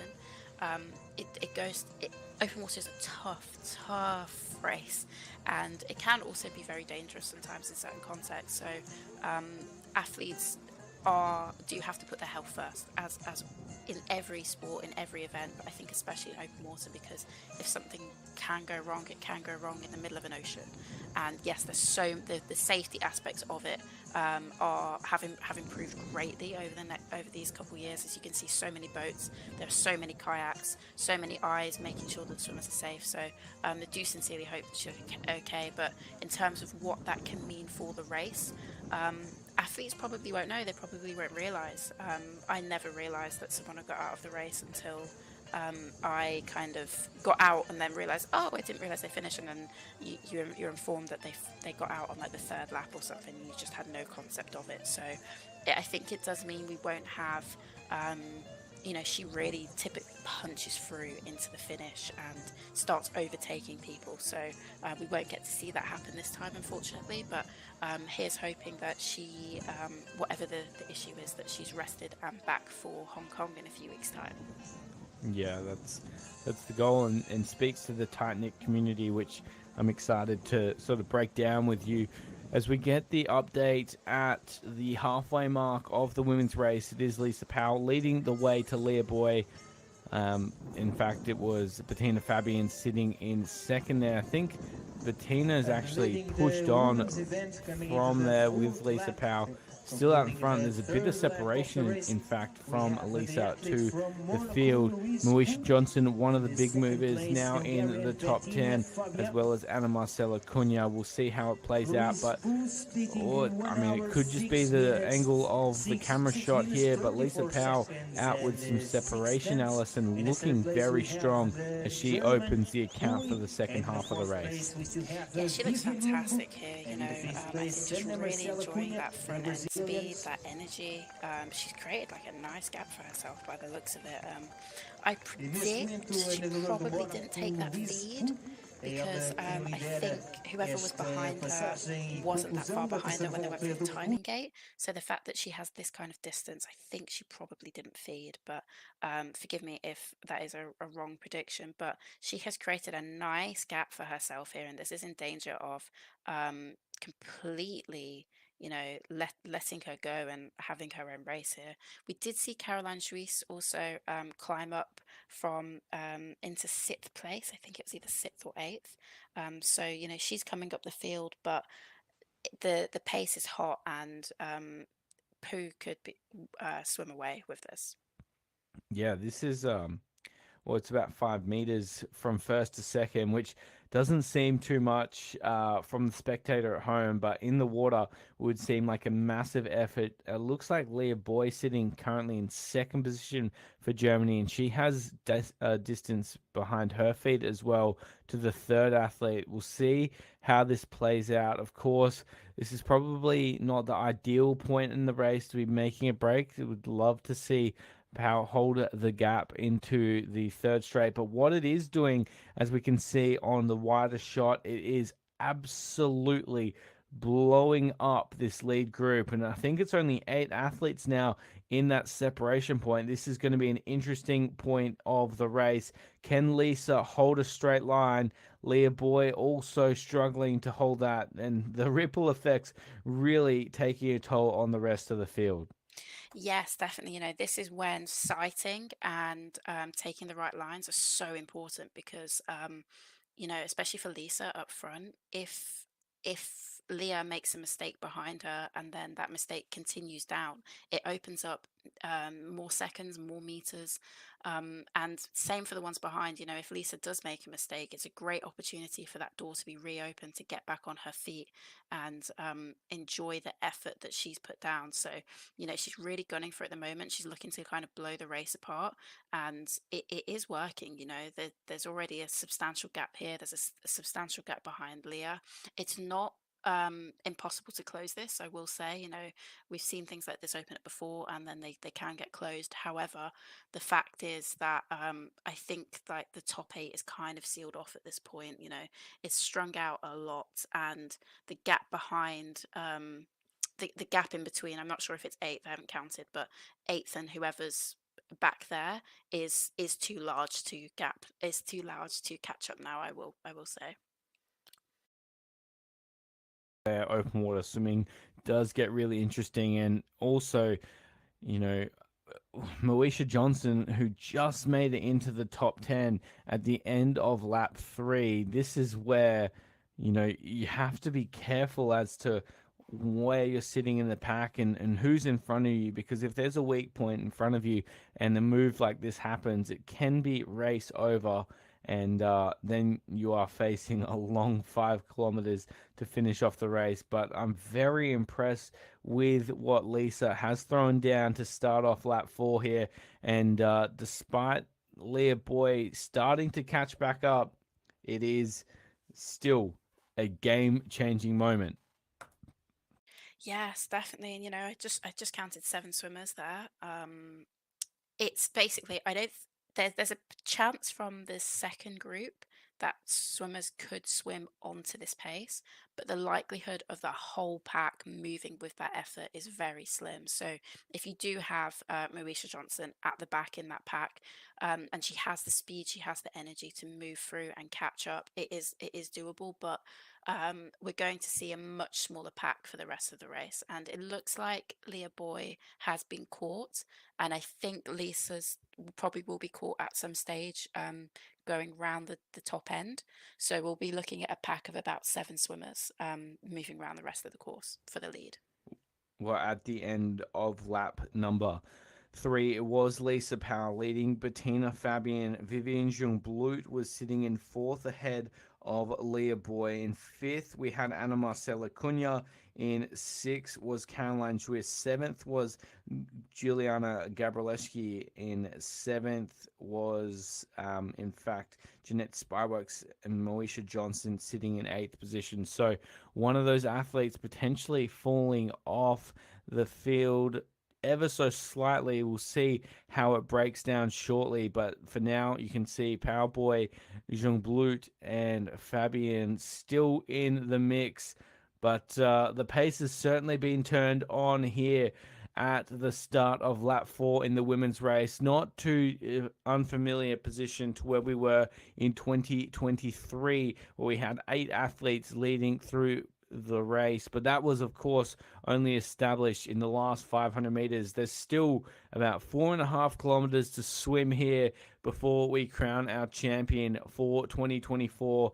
Could it be a first time victory at a World Cup level for Pau or Boy, or will we see one of the familiar names up on top, such as Anna Marcela Cunha? Only time can tell, but for now, it is Monaco leading the way with a very impressive performance. The men's also not too far away from finishing lap 4, but the fireworks well and truly established once more here in Setubal. And Alice, there isn't anywhere else you'd want to be right now than watching this incredible race play out.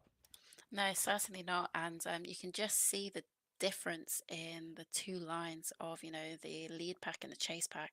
I will say, I think Lisa had the better line there, but now, um, oh gosh, I really can't wait to see the turn boy. It looks like they've kind of, the current has really pushed them out. We haven't really had opportunity to see this yet, but it's a great example of look how far they've suddenly came from the boy, and they're fighting against the current as it's pushing them further out down the way they've just came. So this is the opportunities where people can like climb back into the race. If you can really take a good line, it can be like that point in the race that you've managed to save your performance and your effort.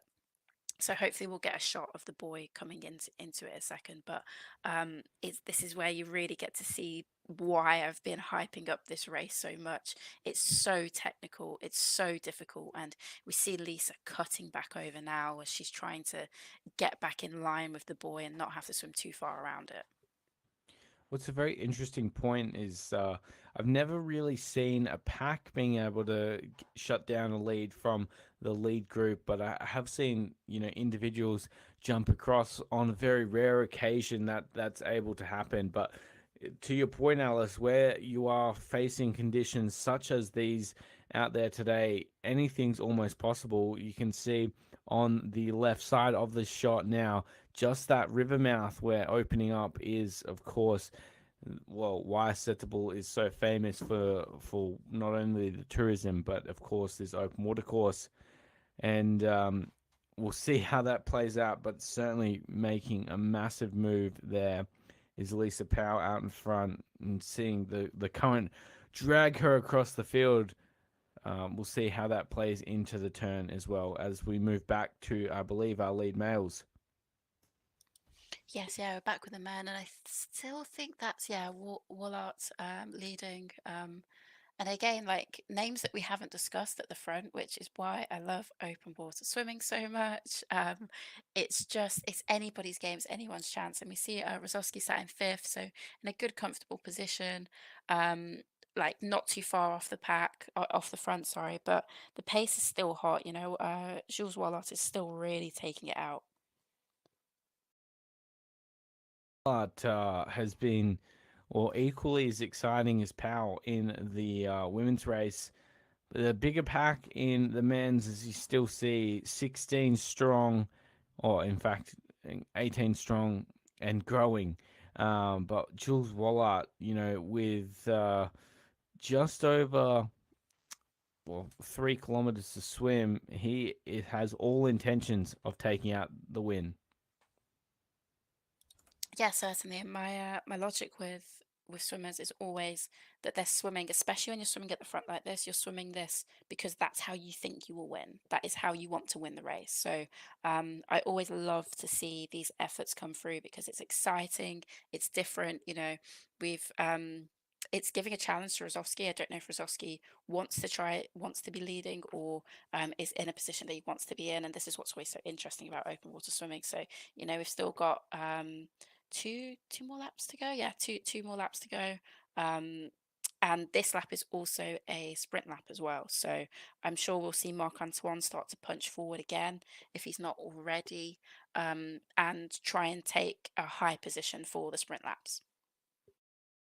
Move on the right side of the screen of Krzysztof Rozovsky, really showing his strength. He doesn't care about the way that the rest of the field swimming. He's just decided to pull himself through the field and almost throwing our advice on climbing the ladder out the window as he just jumps about 4 spots there. That is a truly special athlete. But Alice, I still believe for the most of unless you are an Olympic champion, you should be climbing the ladder. Yeah, I totally agree. And I really do stand by what I said that this is Rozovsky's world. He is one of those athletes that can race his own race in its entirety. And I think there are a few athletes that can do that. He's a great example of it because he essentially he backs himself, he trusts his confidence, he knows how he feels. And we saw him climb a couple spaces there by swimming in his own water, in his own space. But for the majority of athletes and myself included in that, I needed feet to move up through people. I needed that draft. It's always more beneficial for you unless you really want to use your own personal speed like Rozovsky's doing. But it does use up a little bit more energy, but you're also more comfortable at the same time. So you kind of have to like pick your battle in that sense. For the most part, of course, it's a special athlete that has been developed into Krzysztof Rozovsky. You see Wallart really just starting to look across and for the first time look worried about the speed of the Hungarian. Krzysztof Rozovsky in this fifth lap really starting to lift that stroke rate and move into, well, consideration for the lead with intent. And it'll be interesting to see how Wallart plays it. He obviously won't want to give that lead up, but when you are challenging or being challenged by the Olympic champion, some sort of respect is to be shown to the defending Olympic champion, and we'll see how that battle plays out through this opening straight of lap 5. As we mentioned, just over 3,000 meters still to swim. Who's going to take out the title? There's a lot left, and this race continues to unfold in unexpected ways. But to your point, Alice, as you can see on the top of the screen there, this course has all the conditions to be played with. Yeah, absolutely. And yeah, I'll just talk to this and then go back to Rozovsky just coming up like that. I absolutely love it. But yeah, these ships, I've been there. There was this massive shipping container just come through the course. Like, obviously not down the middle of the course, but on the edge of it. And you feel those waves. You feel those waves for a good 5 minutes afterwards. You won't be feeling them right now, but once the wake has gone through, it really can change the dynamics of the race. You're already dealing with wind chop, with currents, with natural tide, and then you have this like massive ship come through, and and you're there wondering, oh, what's that? And then you look over and you're like, ah, okay, yeah, we've got to deal with that. But of course, everybody else is going through the same conditions, so it's something that you just kind of have to tough out. Make sure your race strategy is still in place. You still have to execute. You still have to perform, and it's just another condition of the race. However, I just really want to add to what you're saying about Rozovsky. I love the mind games that I think he was kind of playing with Wallart there. It's just kind of like, I don't need anybody's feet to try and overtake you. I really think that's what he was trying to display there, is that I will come up on your shoulder without having to have used somebody else's hips or feet. I've been working my way through the last straight like this straight up until this point, and now I'm going to swim next to you, and you can see what it's like. And credit to Wallart for sticking with it. And this is the point where, yeah, you do give respect, but at the same time, you want to make a name for yourself. You want to put yourself down. It's a great opportunity to get in there and race with the guy to beat at the moment. So I'm really excited to see how Wallot responds to Rosowski's effort. Well, I think this really plays into Wallart's hands. Is he wouldn't have wanted to lead for the rest of the race, especially through the back stages of the race. You can imagine the pace is going to pick up, but for now he has the box seat into Krzysztof Rozowski's feet, and as long as he can hold his rating and not sort of fade too badly with fatigue, he really has positioned himself well for a podium, which is a monumental effort for the young Frenchman. And I'm sure he'll be eyeing off Christophe with great intentions over the next half an hour to see where that can lead to, and let the rest of the field battle out for his feet as well, because that's the position that a lot of them are going to want to be swimming in. And yeah, I'm really interested to see how that plays out, and the position that Marc-Antoine Olivier plays as well. As we come through the far side of the course, it was a sensational start to the lap by Krzysztof Rozowski, but a lot to play out and a lot to break down through these turns as well. Yeah, certainly. And just back to your point on this playing into Wallart's hands, you're absolutely right.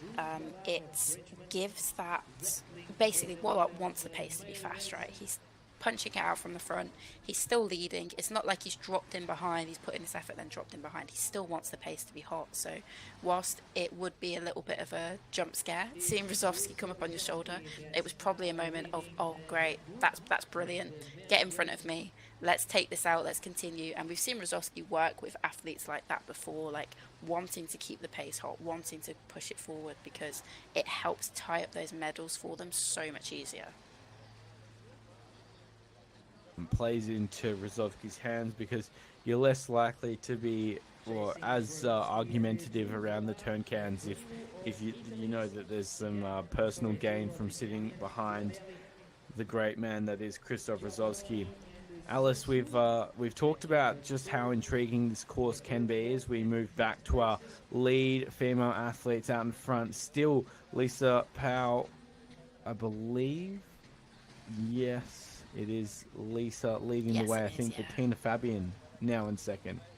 Yeah, Bettina second. I think Leah Boy third. And I imagine it might still be Vivian in fourth place. So not much has changed drastically. You know, we saw Leah get caught up and also Lisa as well. So the pace has like kind of crunched in upon itself. But it would be great to get a wider shot and see if the lead pack was caught. It does look like it actually, like it's still very strung out.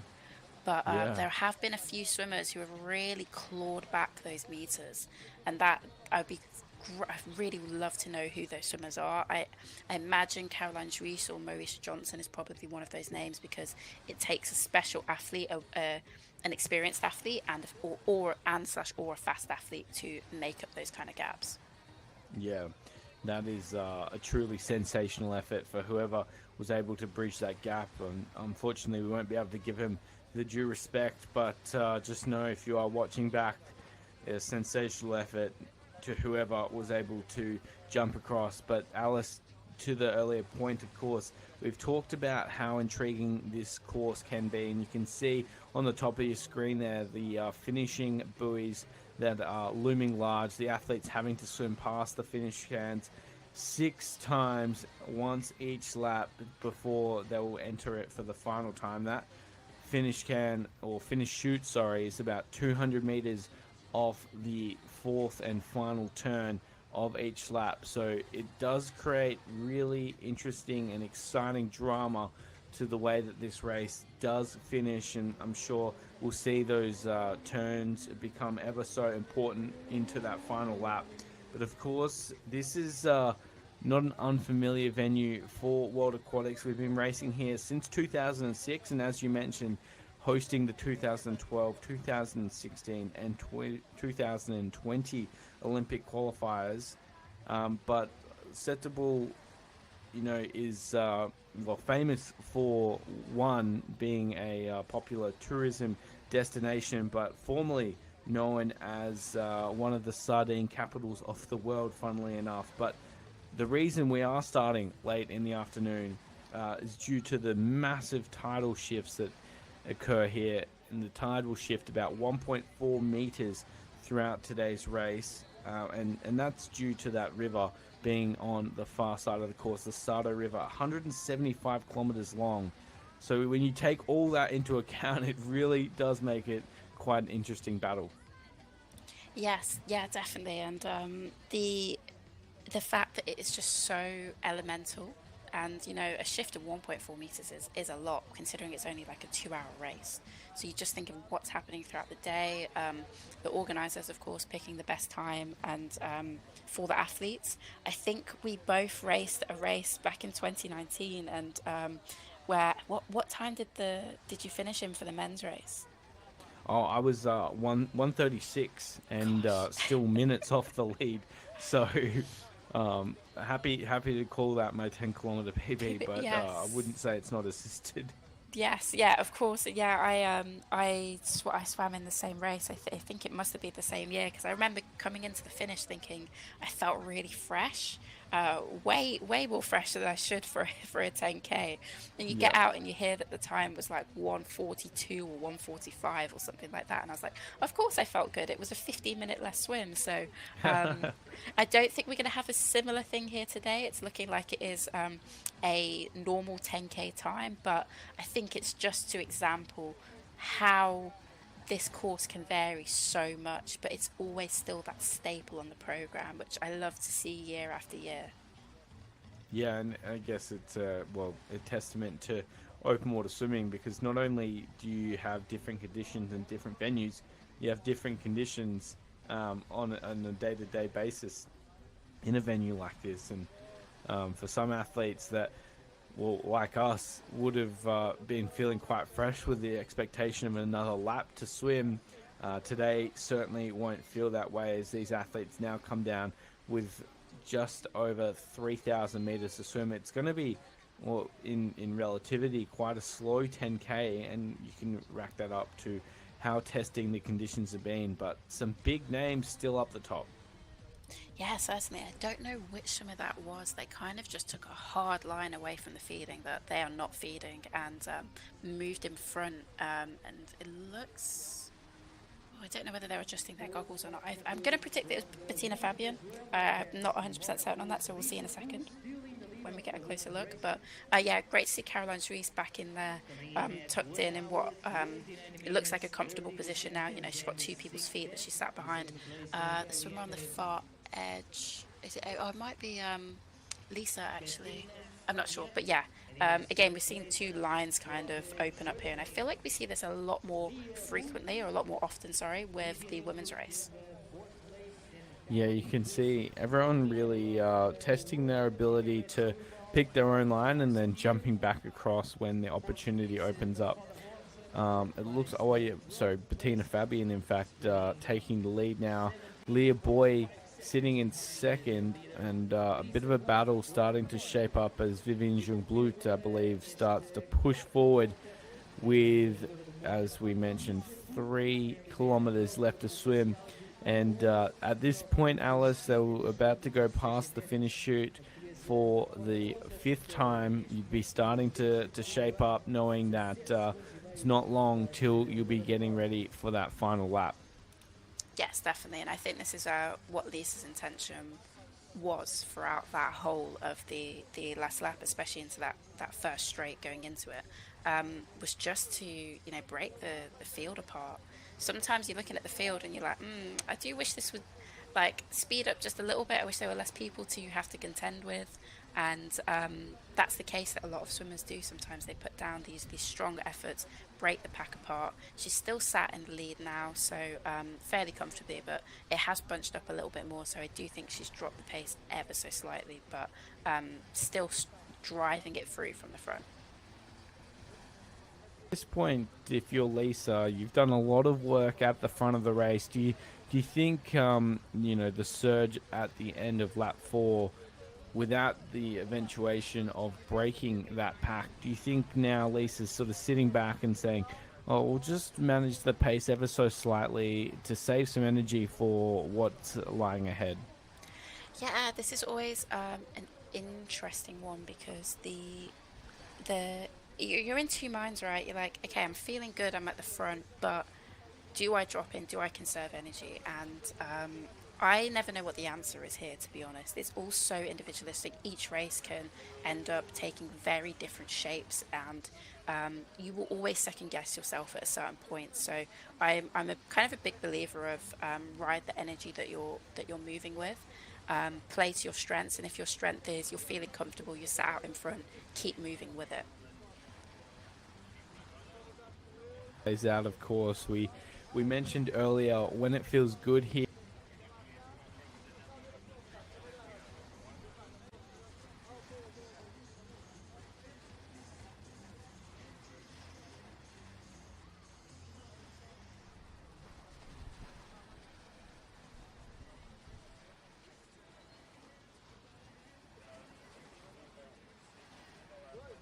The men's race coming down to to finish lap 5 very shortly. The sprint points on the lines once more. There's been a lot of changes implemented over the last couple of years at the World Aquatics level, especially the World Cups, and the sprints really starting to become a mainstay on the agenda.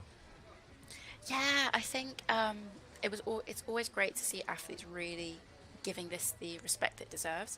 I was a little bit skeptical at first when it was announced that whether athletes would really commit to it and whether we would see a difference, but I think we absolutely have. There's there's money at play. You've put a financial incentive on it. It's not just bragging rights. So I think that has led to a direct impact of just more dynamic races that especially we've seen with the men's race. The women's race, I still feel like it has been led out, but it has been less dynamic in terms of like people punching through to really get on the sprint podium. But I think that might just be specific to this race, and we'll see more dynamic races with the women as the years progress. Yeah, well, I was going to ask, Bettina obviously coming out with intent behind the sprint points, and we've seen similar in the men's race with both David Bethlehem and Krzysztof Rozovsky really chasing those points since its induction. Do you think that's a concerted effort from their coaching team, or was that just, almost negligible given how incredible they are as athletes? Yeah, this is such a great point. I actually think I just think it has to be a concerted effort. Especially with open water, I never really think anything's by chance in this regard. So I also think it's just great in the sense of it's good to get in and try and race from the front. Know what that feels like. You've got more incentive to do that now. So even if the race does fall apart, if you come first or second on lap 1 and 3, you have a bit of money to walk away from, even if you do drop to the back. So there's a lot more incentive to try and play from the front instead of how I used to swim, like tucking in and playing it safe for as long as you can and then punching through. So it is great to see the countries and individuals take that challenge on from the start. To our lead men's pack, and it is Krzysztof Rozovsky leading the way. Krzysztof still taking out the total points for the sprint title today. He has 54 total points ahead of both Jules Bollard and Marc-Antoine Olivier, both sitting equal second on 50 points. So this final sprint is going to have a lot to say on the overall points, and of course the points taking out of today's race, and we'll see how it plays out. But so far, Krzysztof Rozovsky continuing his strong form. Yeah, certainly. You can never ever count him out. At one point he was in like 5th or 6th place, but he was still only 5 seconds back. Probably just tucked in, took a comfortable effort, took a breather for a moment. Probably enjoyed the fact that he didn't have to lead. That someone still wanted to keep the pace hot and keep it on. But, going into the end of this sprint lap, it's clear his intent. And, yeah, we're moving into the final lap. So it's going to be a hot competition going into this final lap. And the young Brazilian still sitting near the front. This is a big performance as we've seen the French athletes start to move back. I believe Dario Varani really one of the big movers, which is no surprise. through the back half of this race. It's going to be interesting to see where everyone's sitting. There's still another lap yet to swim, but the heat is on here in Setubal as our lead athletes come down for the final sprint lap. Alice and Krzysztof Rozovsky looks very strong out in front. Yes, certainly. And whilst we're focusing on like the top 3, 4, 5, 6, we'll say the pack is still at a sizable amount that every place is worth to play for. And as we've both been saying throughout this broadcast and throughout the other broadcasts as well, every place is important for these nations. If you're trying to get onto funding, sometimes it's top 15, top 10, just showing your country that you are putting in good efforts and that there is a trajectory for you to be on the podiums one day. So we're seeing a lot of the Italian athletes come through, as we have constantly been saying. Very, very competitive swimming nation. I think there's 4 of them in the top 10 by the looks of it. 5, sorry. Names there in that top 10, as you mentioned, and only 6 seconds separating them. It's going to be tough to move forward now that Rozovsky's in the position that he is out in front. I hope that Wallart's still got a bit left in the tank to battle hard through the final stages of this race. These athletes at the moment will be taking note of how it feels between that turn buoy and into the final finish chute, and be setting themselves up for about 1,600 meters time to make sure that everything goes smoothly along those final turns. This is where it gets so exciting for these athletes, and added to that, of course, that the spectator group is only about 100 meters away from where they are currently, and there will be a lot of support as they get ready to cheer on the final lap of swimming. This is, as we've mentioned throughout, it's been a mainstay on the program. Tiago Campos, one of the named athletes for Portugal, has said just how important it is to him and to the federation, and how integral it is to Portuguese swimming culture. So I'm sure they'll be cheering on Tiago and many other athletes as well, of course, the main athletes in the field out in front, all the way through the finish line, and we'll see that come to fruition in about 20 minutes. Yeah, certainly. And as we've been saying, it's just such a fantastic venue, and it's great to hear Portuguese athletes being proud of like this open water heritage that comes with it. And we see Rozovsky swimming. I think this is the closest that we've seen anyone swim to the finish, or it looks that way anyway from this angle. So I know the swimmers will be itching to finish at that point. The adrenaline has really kicked in at this point. You're on to the final lap. It's all systems go. Rozovsky's not letting off this speed, but neither are any of the swimmers letting him have his own way at the moment. If Krzysztof's able to take out this race, he's going to really cement himself as one of the favourites to take out the series. Of course, there still is 2 races yet to swim, but with the form that he's in, it's going to be hard to come over the top of Krzysztof. And then, Alice, we start talking about who has had a potential better year than Krzysztof Rozovsky, with what he did in Doha in February this year to obviously the Paris Olympics, and then what could potentially be looming large for the young, the experienced Hungarian now. It's certainly starting to cement himself as one of the best ever years an open water swimmer has had. Yeah, definitely. I'm just looking at my notes. Olympic champion, world champion. Just that is not a normal year by any stretch of the imagination. It's not normal to have a world championships within an Olympic year, not in the sport of swimming. So I just, this is what I mean. His momentum for this year. I'm not surprised to see him racing here. I'm not surprised to see him getting out, and he's not making it easy for himself. He hasn't sat in behind anybody for long in this race. He's been pushing from the front.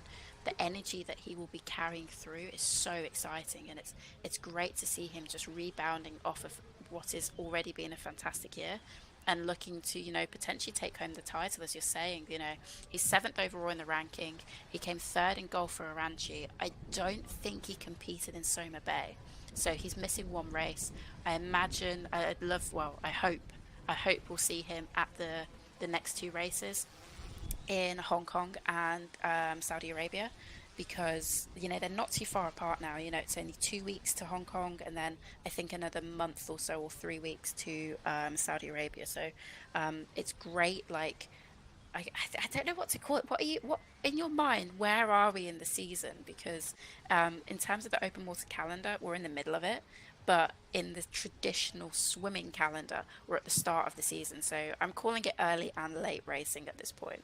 Yeah, it is interesting. Well, I guess the last couple of years have always thrown what we've considered traditional swimming out of the window, and for many of the athletes, I'm sure that they're just hoping to swim through until we race in Saudi Arabia, and then we'll take a bit more of a break before coming back ahead of 2025 with we move back to relatively normal scheduling as the World Championships will be held in the middle of the year as opposed to the start. So yeah, to your point, it's going to be interesting, but 2 weeks until Hong Kong, the 13th time that a World Cup will be held there. But for many of the athletes, it will be one of the first times that they're competing in Hong Kong, as there's been a bit of a break between races there. What an iconic venue that's going to be.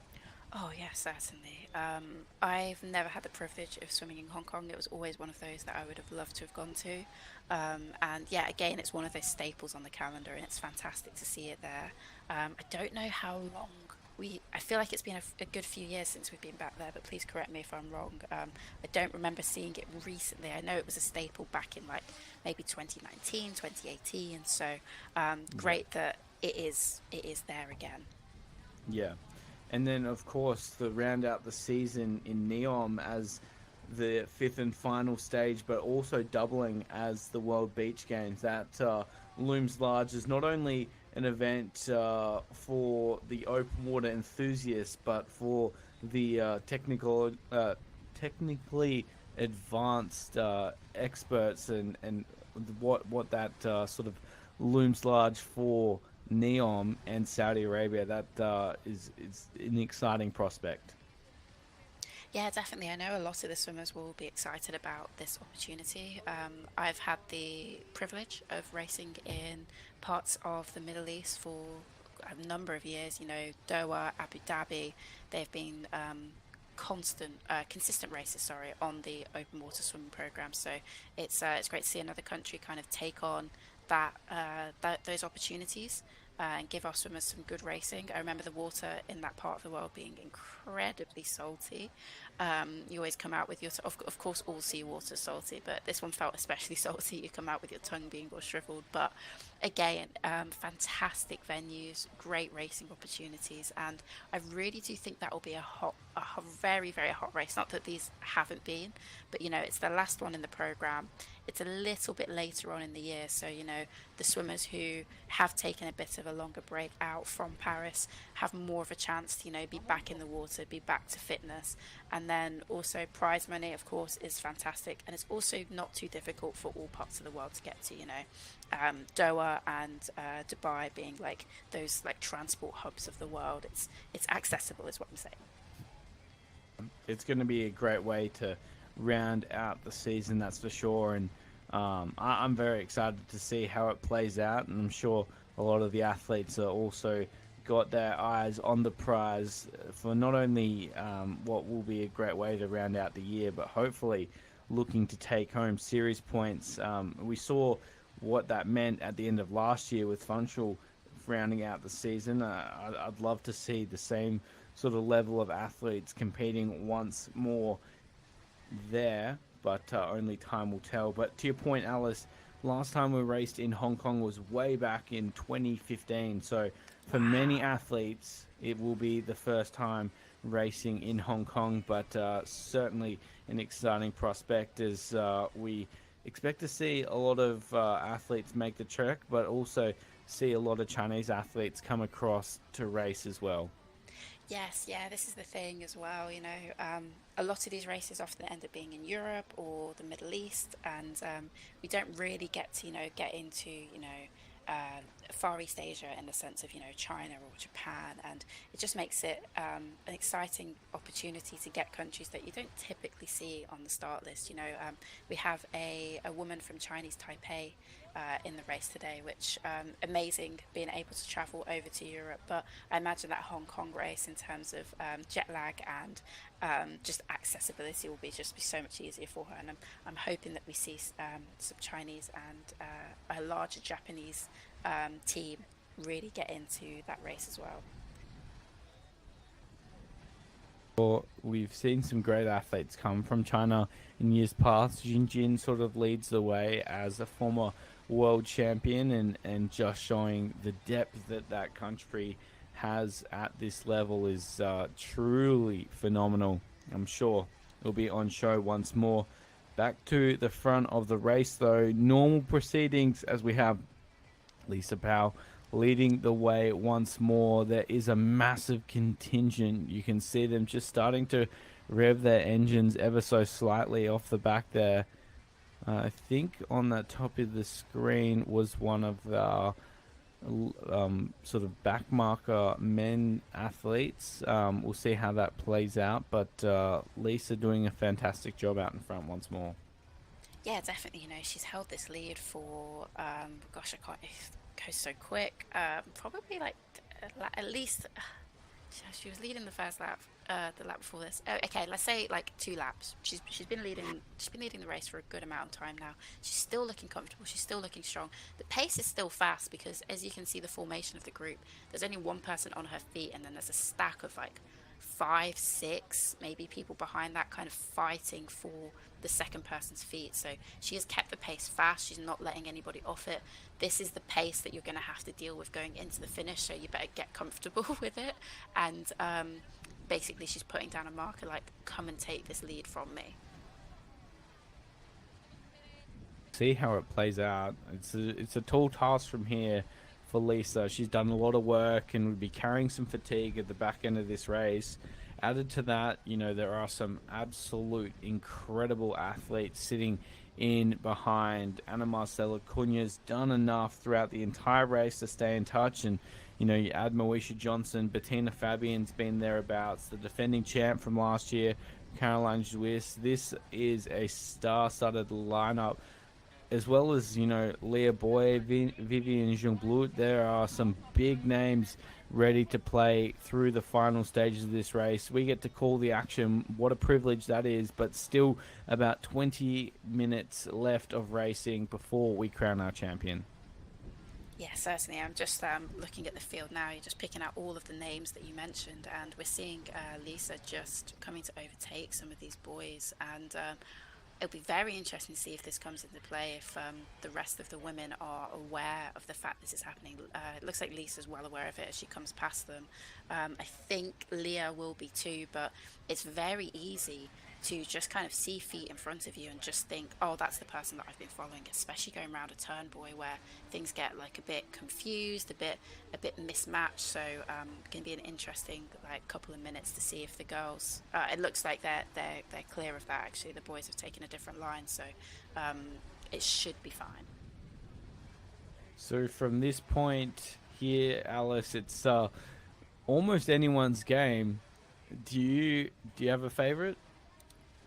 Yeah, I don't know. This is interesting because I saw Kuna tucked in there, and also we've seen one of the men just come over and tuck himself in there, which I think it doesn't look like the officials are blowing their whistle or anything, so it looks like I think it's okay. But you know what? Fair enough. If you get that opportunity to get some draft, take it. But in terms of favorites, oh man, this is tough because Kuna was sitting in there looking strong, looking comfortable. Juiz as well in a similar position. Moesha Johnson in a similar position, all sat back there, probably just kind of enjoying the speed, keeping them warm, but not stressing themselves too much to try and punch into the lead. And of course we see Bettina Fabian there as well. So I've just named every single one of the swimmers in this pack, and of course Leah Boy and Lisa P. So I can't call this yet is basically what I'm alluding to. But what do you think? Oh, well, I was going to say similar. I do like where Bettina Fabian's just sat throughout the race, and It would be pretty monumental for Fabian to come through and win. But just as you say that, almost on cue, you get the big athletes starting to move through with Moesha Johnson and Anna Marcela Cunha and Caroline Swiss all swimming in a line. So, this is going to be some exciting racing to finish off the final lap.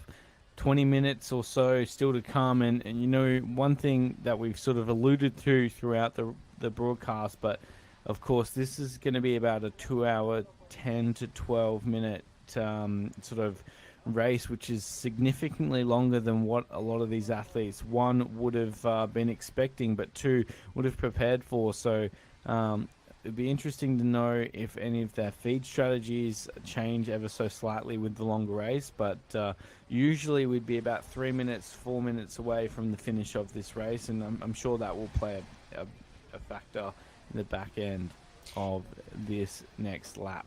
You are so right, and I think we saw Lisa Poe skip the last feed. So this is actually one of those races, and where it's the beauty of hindsight and having a clock in front of us, where I'd say actually take a feed now if you can, because you're still swimming for another 20 to 25 minutes going around this last lap.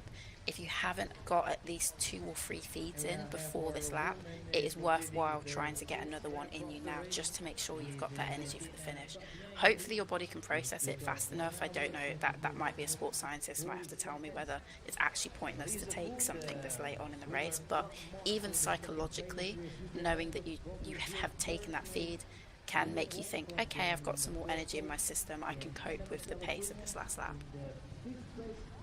We'll see how it plays out, but for now we've had another lead change. Leah Boy of Germany out in front. There's been some big movements. Lisa Powell just falling off the lead ever so slightly.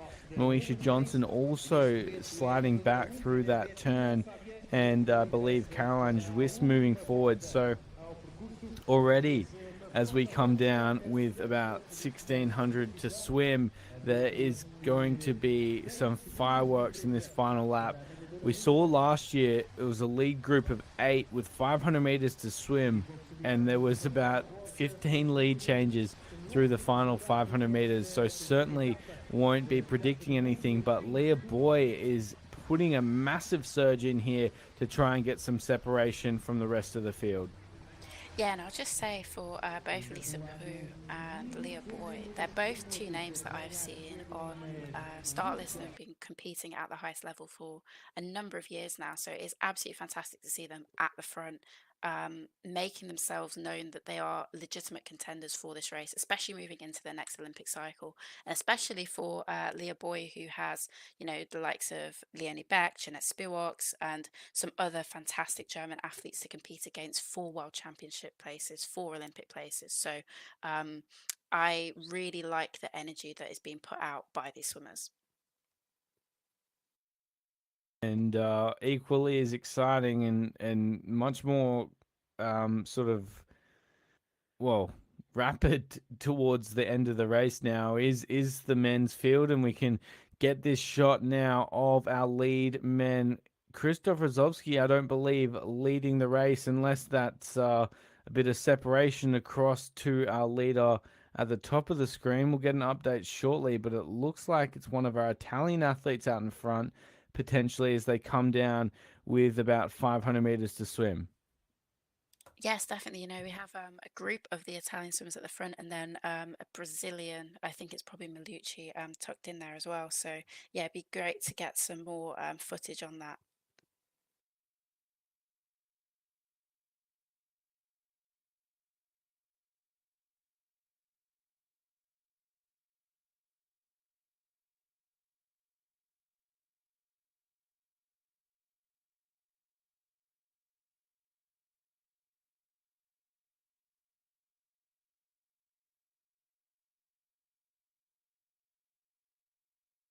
To race out the final stages of this race. 2 hours, 4 minutes swum, and there's probably about 2 minutes left to swim. Philadelphia, in fact, leading for Italy. It's going to be a long way home for Philadelphia from this point, but he is in the box seat, Alice. Yeah, certainly. And this is where that adrenaline is just firing within you. You're in the lead. It's amazing. It hurts so much. You know that there's pace behind you. You know there's some incredible swimmers behind you, but you're the one in the lead. So you carry that energy through, and you kind of try and put the pain to one side as much as possible, and focus on what you have to do and continuing that strong swim. How it plays out, the pace is certainly on with that long line of athletes. It's hard to see where everyone's sitting. Philadelphia certainly looking the best of the pack.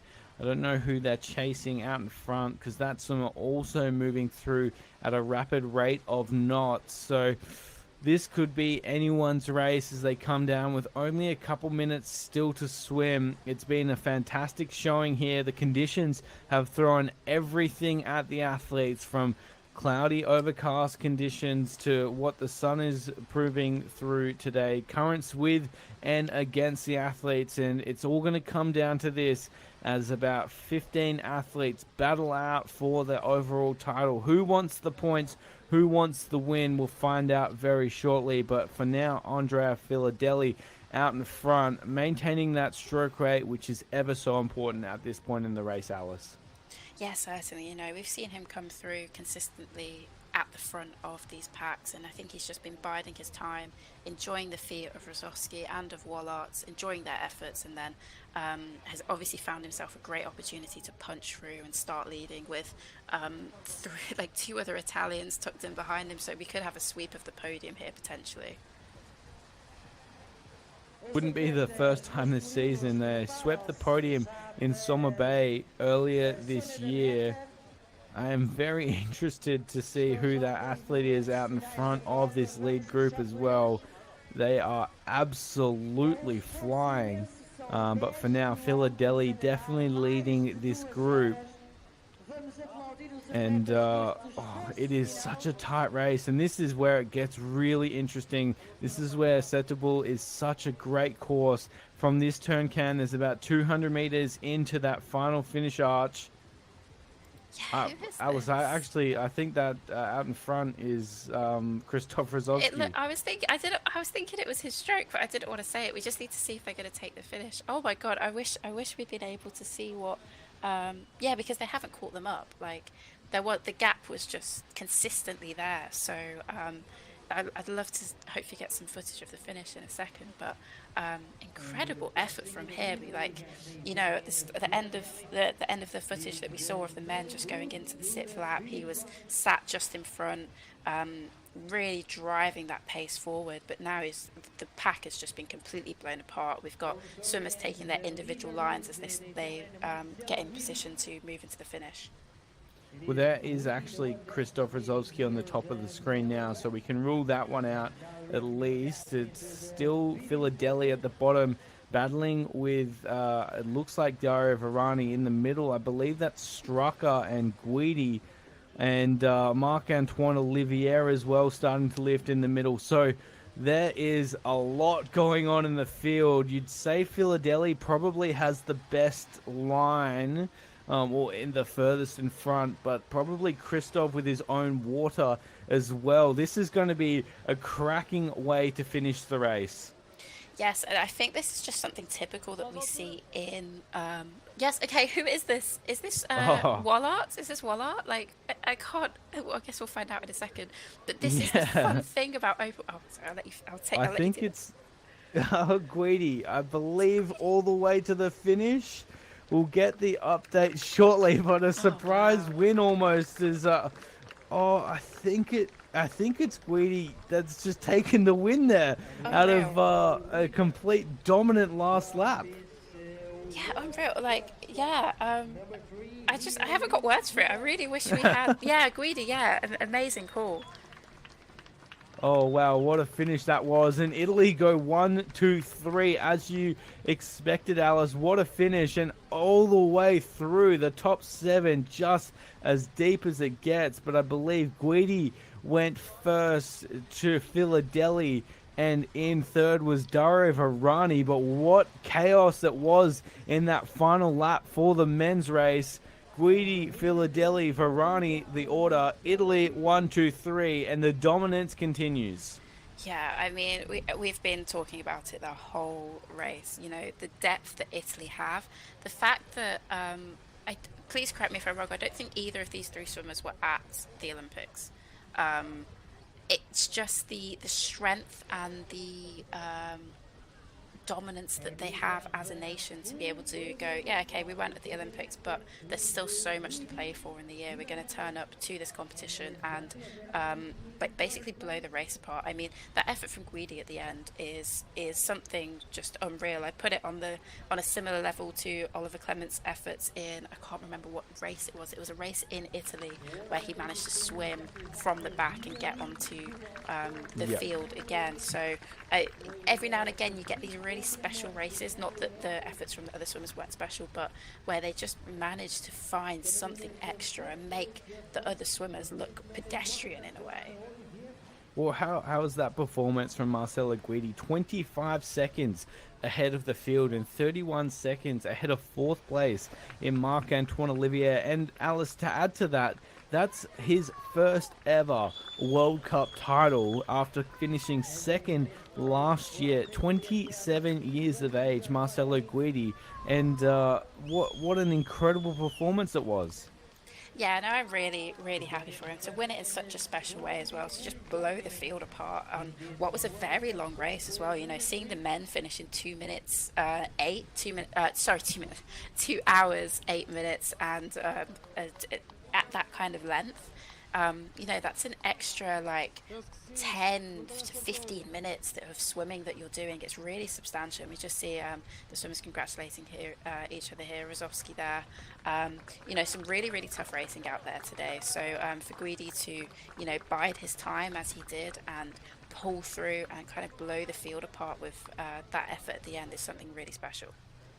Well, added to that, Alice, I would say, you know, we sort of saw Guidi taking off in the final stages of that race, and he'd pretty much had the race won at that point, and still they weren't able to shut that gap down. So Marcelo Guidi just absolutely dominating in that final stages of the race. He really didn't play too much of a factor throughout the first 5 laps, but that last lap and arguably the day belongs to Marcelo Guidi with what is, one of the biggest performances that we've seen since, as you mentioned, Oli Clement's performance way back in Gulf Oranchi last year.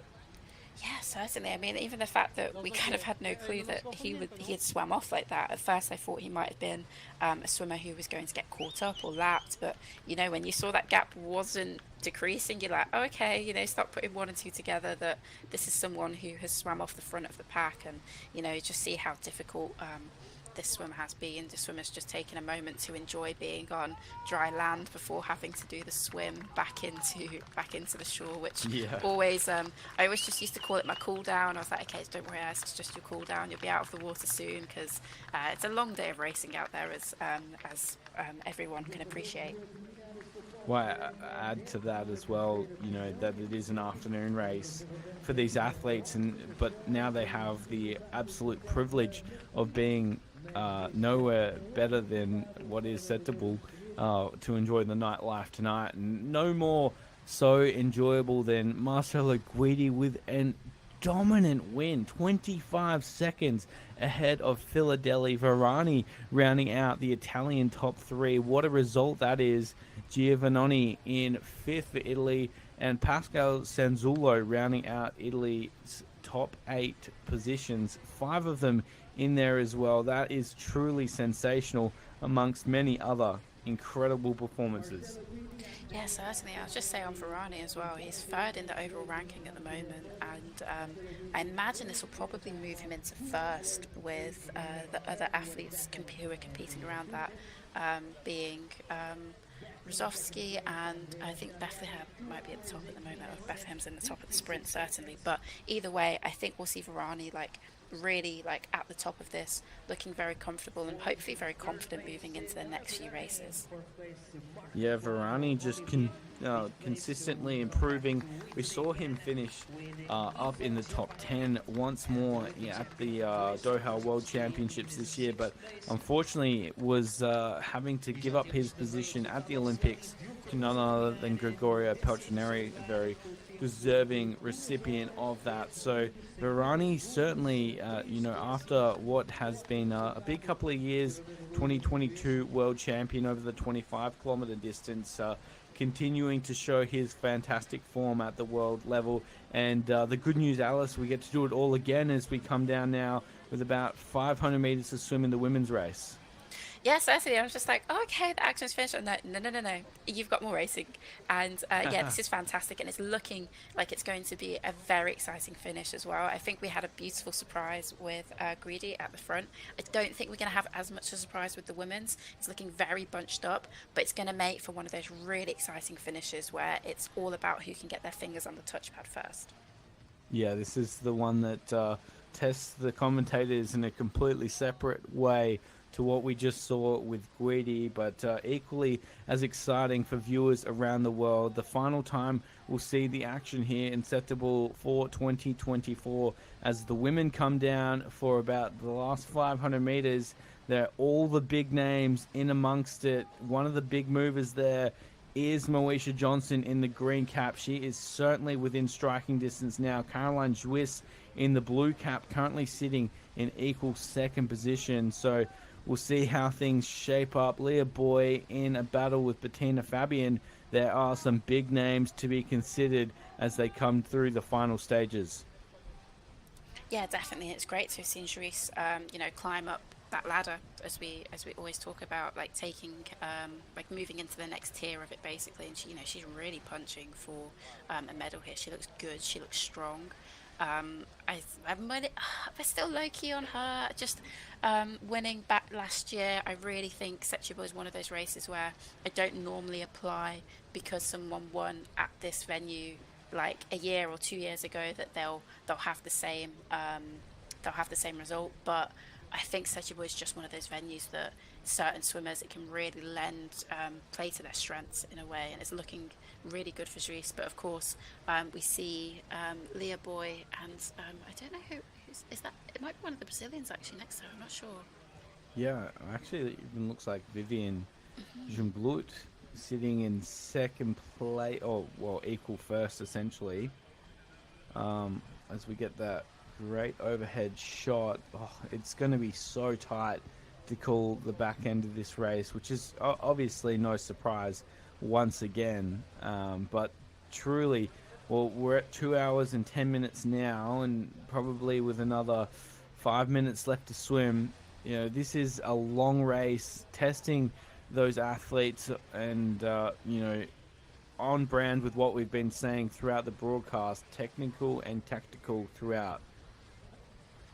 Yeah, certainly. And just to point to the time on the clock again, if this is your first time ever watching a race at this level, this is not a normal time to be swimming a 10K in. This is a long, tough race. We're looking at, for both the men and the women, being like 15 minutes longer than you would typically expect. And so that can equate to what feels like about a K to 2K worth of effort. So the swimmers are going to be going through it right now. It's hard, it's difficult, but the race is still happening. And the thing that I always try to remind myself of was that everybody's in the same boat. We've all been swimming for like 9.2K at this point. We're all tired, but you have to keep driving and pushing through. You can't let off the gas. This is where you sort of separate those experienced athletes from the rest of the field. This is where those extra yards at training certainly pay dividends, and also, unfortunately for a lot of these athletes, this is where the time out after an Olympic campaign can really catch up to you. At the moment, there's not a lot separating this field. It's going to be pure grit and determination. Interesting to see Moesha Johnson just slipping back. I would say she's probably the fastest finisher in the field, but the task ahead of her seems very tall at this point. There are some good athletes sitting forward. Where is Ana Marcela Cunha? We'll find out shortly, but expect things to shape up here on this turn can as they come down with not very much to swim at all. Is that Ana Marcela Cunha sitting up the top, in fact, Alice? I think it might be. Yeah, that looks like a stroke. It looks, yeah, I think it might be. And this is the thing. It's never a surprise to see her sat up there. You know, it's just as I'm scanning through the field, I know I'm pretty confident she's in it. And I feel like I can. I don't know if I'm just imagining that that's her arm that's tattooed on the right there, but it's never a surprise to see her at the front. And you know, she really is one of those people. If you see yourself sat next to her or behind her, you know you're doing well. Keep going with that energy. And you see Bettina Fabian really tucked into her feet there. Not a bad set of feet to be on, and you know, Caroline Juice is really striving here. Yeah, we've got two Brazilians next to each other as well, so this is really exciting for them.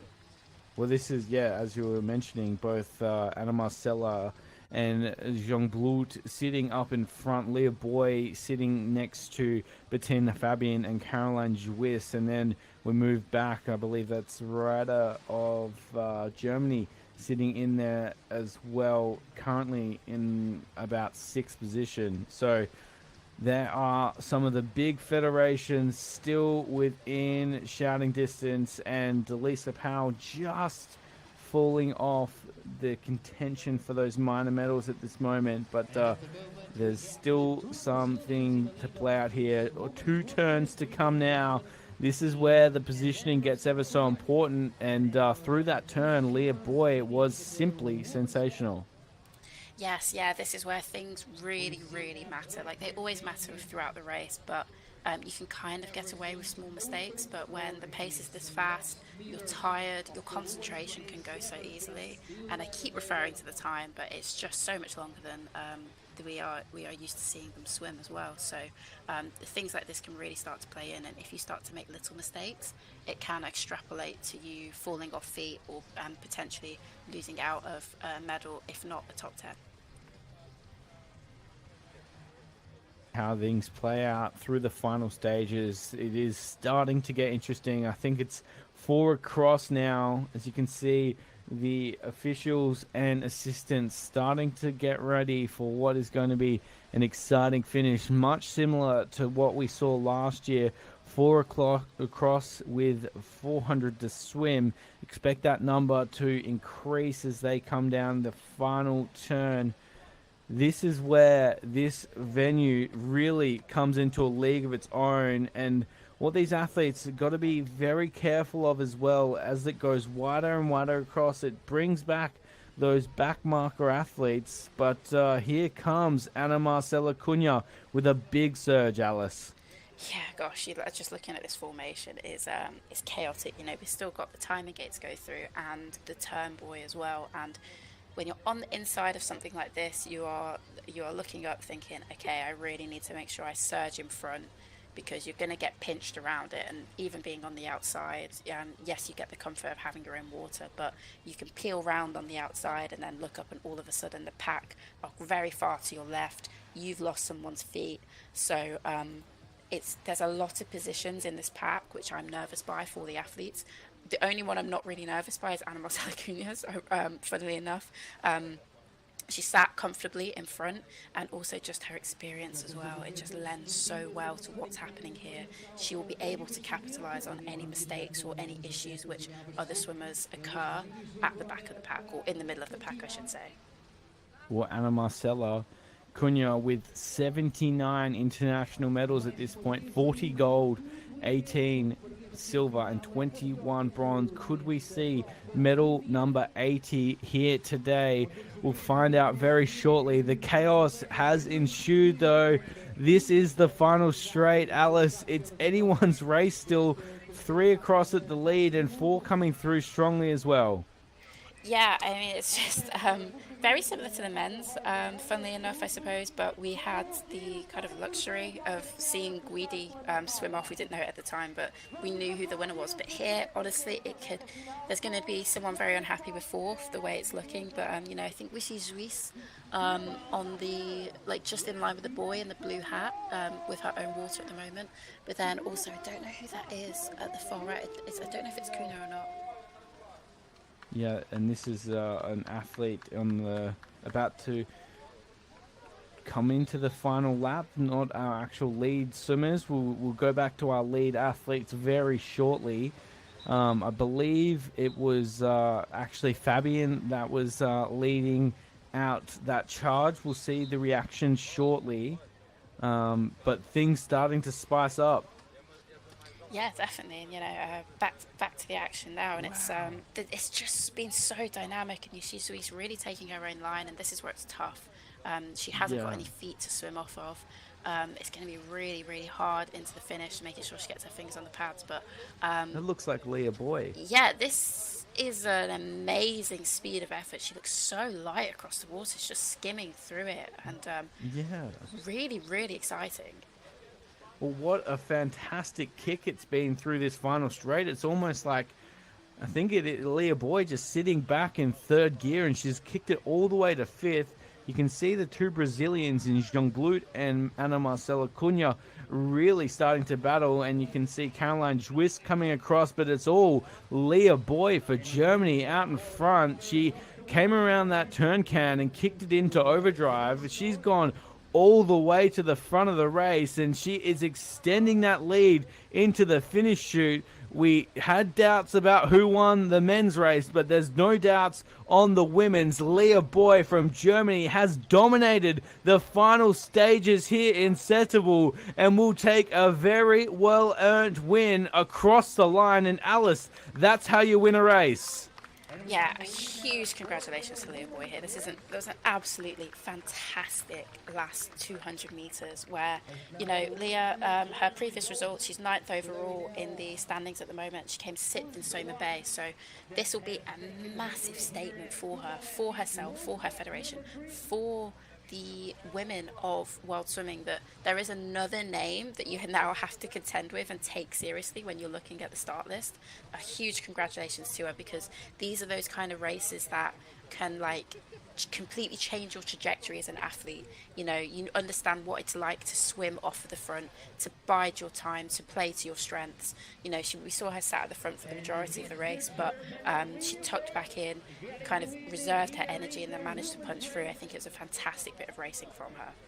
Yeah, that was simply sensational race and really well executed to move through at the right times, but also a huge shout out to Ana Marcela Cunha taking home her 80th international medal. What an incredible achievement.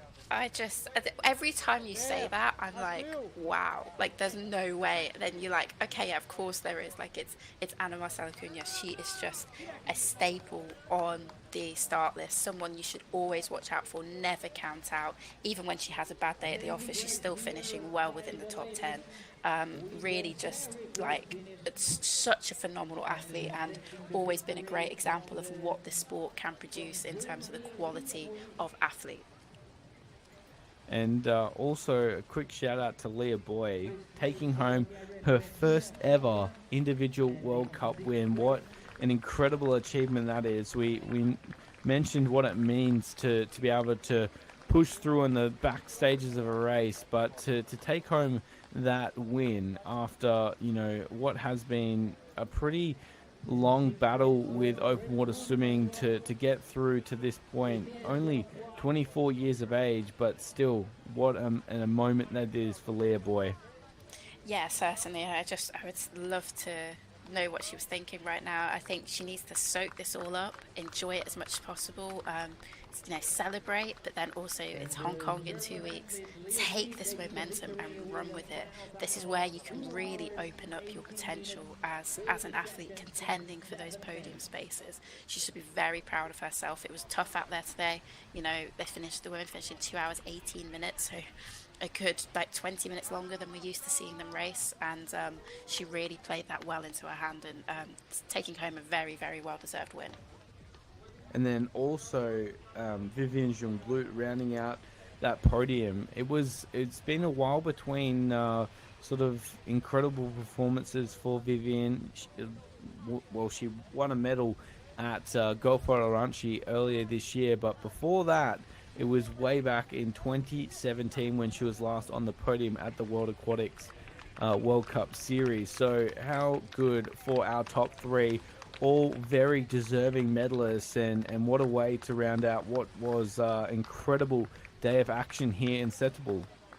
Yeah, certainly. And, just to shout out to those who did miss out on a medal, like Juice, Fabian, um, all putting in great efforts. Poe as well, Lisa Poe, out leading for such a long way as well. And, it's just so competitive. And you see between the first and 10th, there's only 11 seconds. And a lot of big names like tucked in within there. Marisha Johnson as well, Jeanette Spiwoks. There's so many great athletes in there, and it ended up being a very, very close finish. So, commiserations for those athletes who have just missed out on medals. It's tough, it's difficult, but know that you've participated a great race, you put down a great performance, and hopefully we get to see you in action very soon in Hong Kong next time round.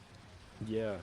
How exciting is that? We only have to wait 2 weeks until the next race, and what that means for the sport is just incredible. But equally so, we've seen these athletes really push forward, and you talk about the, I guess, star power of the men's race when you've had the likes of Florian Welbrock and Krzysztof Rosowski, Gregorio Patroneri at Sorenza. The names go on and on and on. But equally so, the women's race just continues to impress me. There are some superstars of our sport, and there's absolutely nothing splitting the top 10 to 15 to 20 athletes, and I really don't see that changing anytime soon either. With our retiring stars are being replaced by 4, 5, 6 incredible junior athletes like Bettina Fabian leading the way, Vivian Jungblut finding the second win in the back half of her career. These are the things that we want to see as open water fans, and the women are absolutely delivering in 2024. Yeah, I agree. And just a point on Vivian Jungblut as well. The fact that she had that gap in, I suppose, being on the podium, I think just shows the potential that open water gives athletes and gives swimmers. Like, there's a chance to come back, is what I'm saying, at whatever age you may be. We have a lot of the women like into their late 20s now, some of the women still in their teens and competing, and still being within the mix. So I just think the longevity of open water, if you can cope with the difficulty of the training, is so exciting. It's so great for athletes to have that chance to really become a professional in this sport. When you match it as well with what's coming through and what we saw at the Junior World Championships, there are some stars on the rise there as we see more athletes cross the line. The best thing about this competition, everyone with an opportunity to finish that race. Of course, we'll have the medal ceremony for both the men's and women's races as soon as the official results have been ratified by our incredibly hard-working officials. But Alice, there's no doubt Setubal turning it on once more in 2024. Yeah, as always, and I have been a broken record with this race. Really, really special race to be able to commentate on it. It was the venue in which I got to qualify for the Olympics at, so it does have a special place in my heart. And tough, difficult racing is proper open water swimming. It's where you kind of earn your bread and get thrown into the deep end with open water racing. So for all of the athletes competing today, huge congratulations. Hopeful we get to see them, see as many of them in action in Hong Kong in a few weeks' time. Sure, they'll be looking to round out their season strongly. Once again, rounding out the results, though, for the men's, it was Marcelo Guidi taking a dominant win ahead of countryman Andrea Filadelli and Dario Varani, Italy on top, 1, 2, 3. Marc-Antoine Olivier in fourth. Giovannoni in fifth. Rozovsky did a lot of work but finished in sixth. Straka 7. Sanzulo rounds out the top 8 with a lot of talent sitting in behind the top 20. Tiago Campos of Portugal just behind his countryman in 13th, Cardoso. So once again, the Portuguese showing that it is in their culture to perform here in Setubal, and I'm sure they'll be eyeing off what 2025 has in store as well. But a great result as we had 35 enter the race, 29 coming away, and there's undeniable success from the men's 10 kilometers, Alice. Yes, as always, with every race, I think you said it, you don't always win, but you always learn. There'll be a lot of lessons learned from this. I mean, for example, the men's race at the front.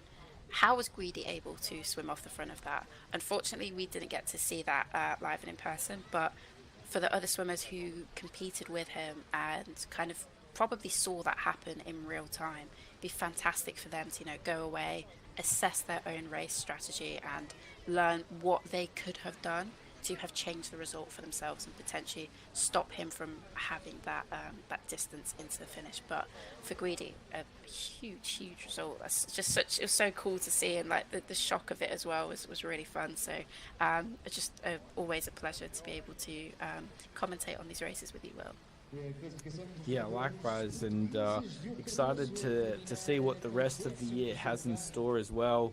I'm sure a lot of people will be eyeing off Guidi for future races, and I'm sure the Italian Swimming Federation has some tough decisions to make in the years to come. There is just so much talent racing for their federation, with only 2 being able to represent them at the World Aquatics World Championships as well in that 10-kilometer distance. I am not envious of that decision.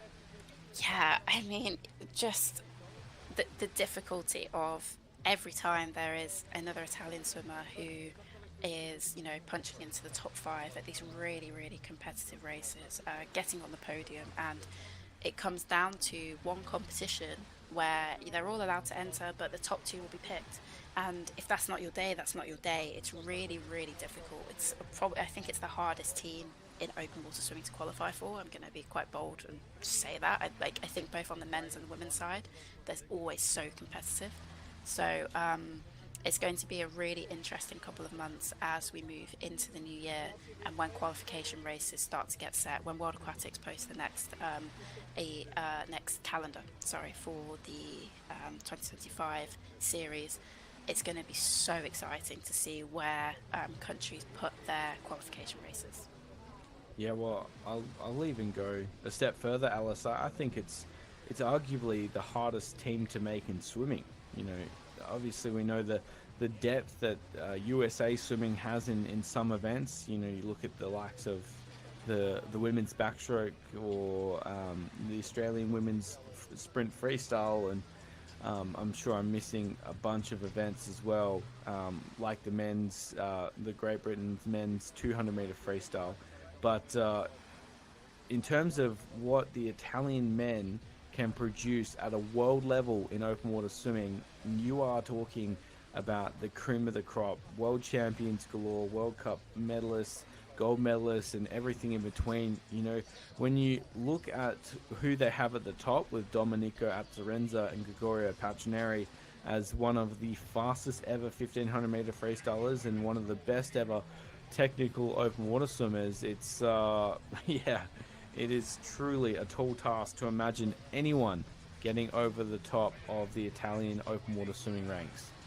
Yeah, I totally agree. Actually, yeah, the only one that I think does come close to it is the American team for certain specific events. But yeah, I mean, the fact that it's a 10K as well, it's the hardest race in the swimming calendar. I'm not going to try and back out of saying that one. That I think that is an irrefutable fact. So the fact that you have the most difficult race, on top of the fact you just have this amazing depth where I didn't count it in the end, but I think we saw like there was definitely three in the top three. I think there was five in the top 10 of, oh, Yeah. here we go, just on cue, perfect, yeah, five Italians in the top 10, like a 50% of the top 10 is Italian on what is a very, very strong field full of great swimmers. You know, you've got Christoph Rosowski in there, you've got Marc-Antoine Olivier coming fourth. It's really, really competitive swimming from the Italians, and yeah, you're so right. I'm not envious of the federation deciding on which swimmers they take to World Championships and Olympic Games. It's difficult. Yeah, that's a great point. Also, just recapping once more, congratulations to Krzysztof Rosowski taking out today's sprint with a total of 74 points ahead of Jules Wallart, who worked really hard throughout the race, and I'm sure Rosowski is going to take those points as eagerly as possible without racing against David Bethlehem, who has been our leader so far. But also a big shout out to our junior leader from today in Matheus Malechi from Brazil. What a day it has been for the Brazilian Swimming Federation.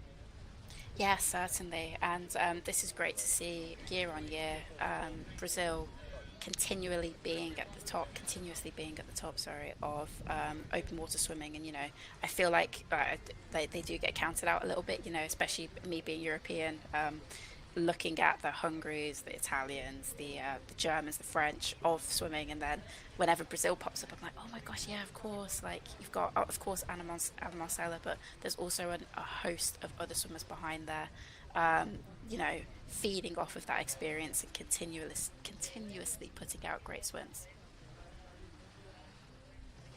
We'll see those Brazilians in action. Once more on the women's podium, we're waiting for the ratified results for that race, and we'll conduct the medal presentation just afterwards. We get a great shot of what that looks like. Alice, just wanted to point out that last lap of Guidi was a 23-minute 16-second lap. To put it in perspective, the second fastest lap on that final lap was by Dario Verani at 23 minutes and 38 seconds. So he has absolutely annihilated the field on that final lap. 22 seconds the gap between first and second in terms of the fastest final lap. That is, yeah, you talk about some of the special performances that we've seen over the last couple of years. That certainly puts it up there. Yeah, definitely. And the fact that he swam that by himself, essentially. I know we saw Rosowski at the start of the lap, and Guidi would have been coming through at that point, but there was a substantial amount of time where he had to do all of that effort by himself. He wasn't being given any of the feet. He was swimming that effort alone, and that is very special. You know, I'd love to. It's a shame we don't get an opportunity to, but it would have been amazing to, you know, hear his thoughts on what had happened there. But a really, really exciting racing, and I really can't wait to see what Hong Kong holds for us. Right, I don't think that we'll see the same separation. Of course, a lot of that can come from the chaos that the course provides, and this is as chaotic as it gets, including some massive tidal movements, which we saw definitely play an impact on the back end of today's race. Interesting to note, last year we saw a similar result in the men's race with Andrea Manzi and Marcelo Guidi going 1 and 2 ahead of Bethlehem, who was 35 seconds off the pace. But last year, of course, Manzi and Guidi were able to work together to establish that gap from Rosowski and Bethlehem.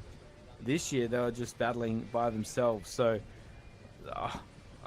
yeah, I'm almost lost for words, as you said, with Marcelo Guidi. What a simply sensational result. 27 years of age. The future for swimming for Guidi is very, very bright. Yeah, I think this is what's so exciting, is that a couple years ago, maybe like five to 8 years ago, 27 was seen as very old in the sport, just being frank. But now it's like about when you start to peak, and then with a sport like open water, experience counts for so much that even if you have quote unquote physically peaked. I'm not saying that's necessarily true for any of the swimmers, but even if you have, the experience that you've gained over the past 8 years of swimming at that level means that you can just tuck into races, keep safe, keep out of any issues, and then really punch through towards the end and just use your experience of the years to read races and still be on those podiums and still be winning. Certainly exciting as the sport becomes more and more professional, meaning the athletes can stay longer and compete at a higher level, which ultimately just drives the competition and makes it more exciting for not only us but for everyone listening in around the world. So if you are watching now, just keep in mind the medal presentation only moments away as we get ready to present the champions and medalists in the 2024 World Aquatic Open Water Swimming World Cup Series here in Setubal, Portugal. Please stay tuned and we'll be presenting medals shortly.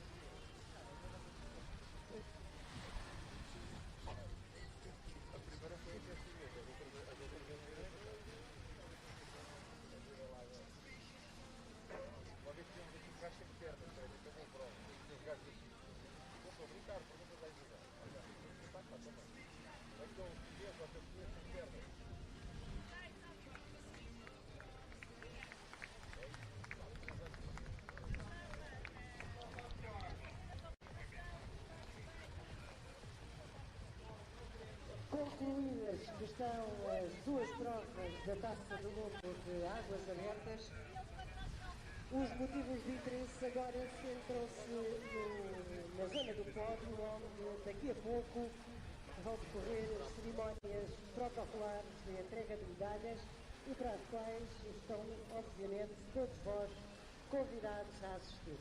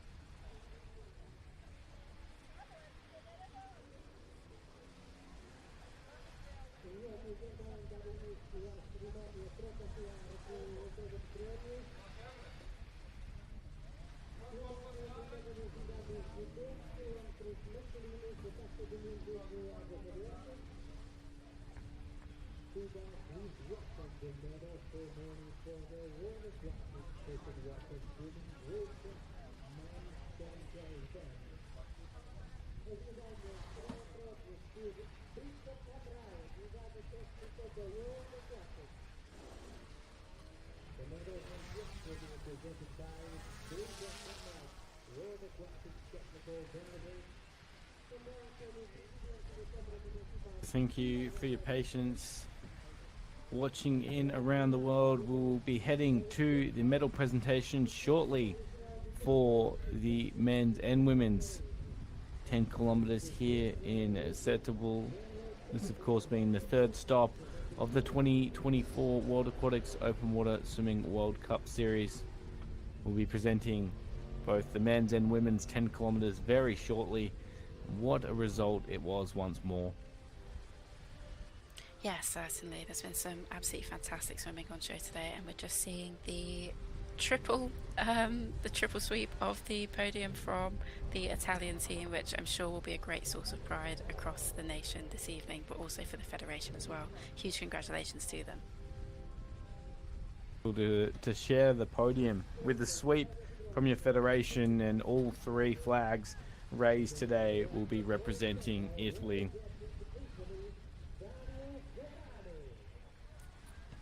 So once again, rounding out the top three, Dario Ferrani, what a swim it was by him, coming from very far down in the field. Yeah, certainly. You know, he's a well-seasoned swimmer, so no shock or surprise that he's managed to get himself onto the podium. Came third in Soma Bay, 8th in Gulf for Aranchi. Has been a world champion before, so again, like some really great racing from him. And he's also third in the overall ranking at the moment. And I imagine he might have tipped onto first place potentially with such a fantastic swim this evening. Truly a special athlete. In second, Andrea Filadelli, and what a swim it was for him. He's really starting to put his name up in lights at this level, and you know, the sky's the limit for Filadelli. Yes, certainly. You know, when you're coming from this, I suppose, pedigree of racers and athletes from Italy, there are so many great places to train, so many great opportunities. Absolutely fantastic to see him taking this opportunity, taking that moment, and getting a very well-deserved second place. On top of the podium, what a performance it was. It is the man of the hour in Guidi. What a race, 25 seconds ahead of the next competitor. The moment belongs to Guidi. Yes, certainly. You know, blisteringly fast last lap. Great to see these competitors getting to share a podium with their countrymen. A very rare opportunity, but if it's going to happen to any nation, it will happen to Italy in open water swimming. So huge congratulations to all three of the athletes, and also to the Italian Swimming Federation. Well, and for the second time already this season, Italy go 1, 2, 3, and they stand on top of the podium and see their flags get raised for the national anthem of Italy. What a special moment, Alice. Yeah, certainly. And unfortunately, we can't hear the national anthem, but great to see the athletes paying respect to their flags and enjoying this moment.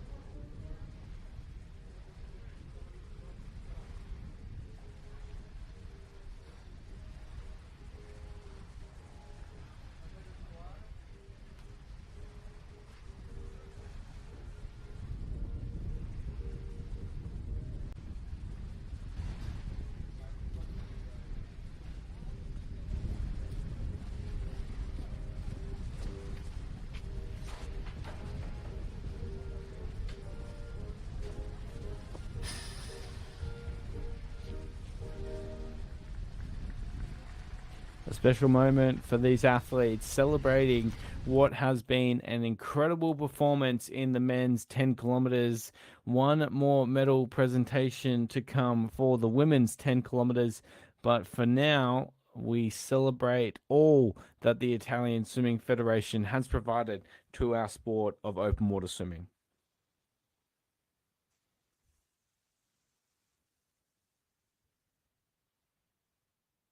Once more, it is Guidi ahead of Philadelphia, and in third was Dario Varani. Italy 1, 2, 3, 5 it within the top 8.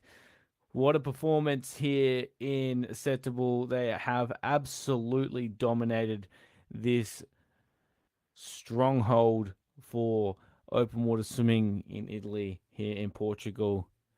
And we have one more medal presentation to round out the action. And Alice, what a deserving gold medalist Leah Boy is. Yes, definitely. We spoke about it before, but it's so exciting to see athletes have that breakout swim, and I really think this was Leah Boy's breakout swim. I think we'll be talking about her name for many more races and many more years to come, and it has been fantastic getting to witness in person, like really in person, one of those breakout swims for an athlete that can completely change the trajectory of their career. And I really hope that is the case for Leah Boy. She's been on the circuit for a number of years now, constantly chipping away, improving her result, and finally has that moment where she's at the top of the podium. She's going to get to hear her national anthem played for her, and it's a very exciting prospect for her future.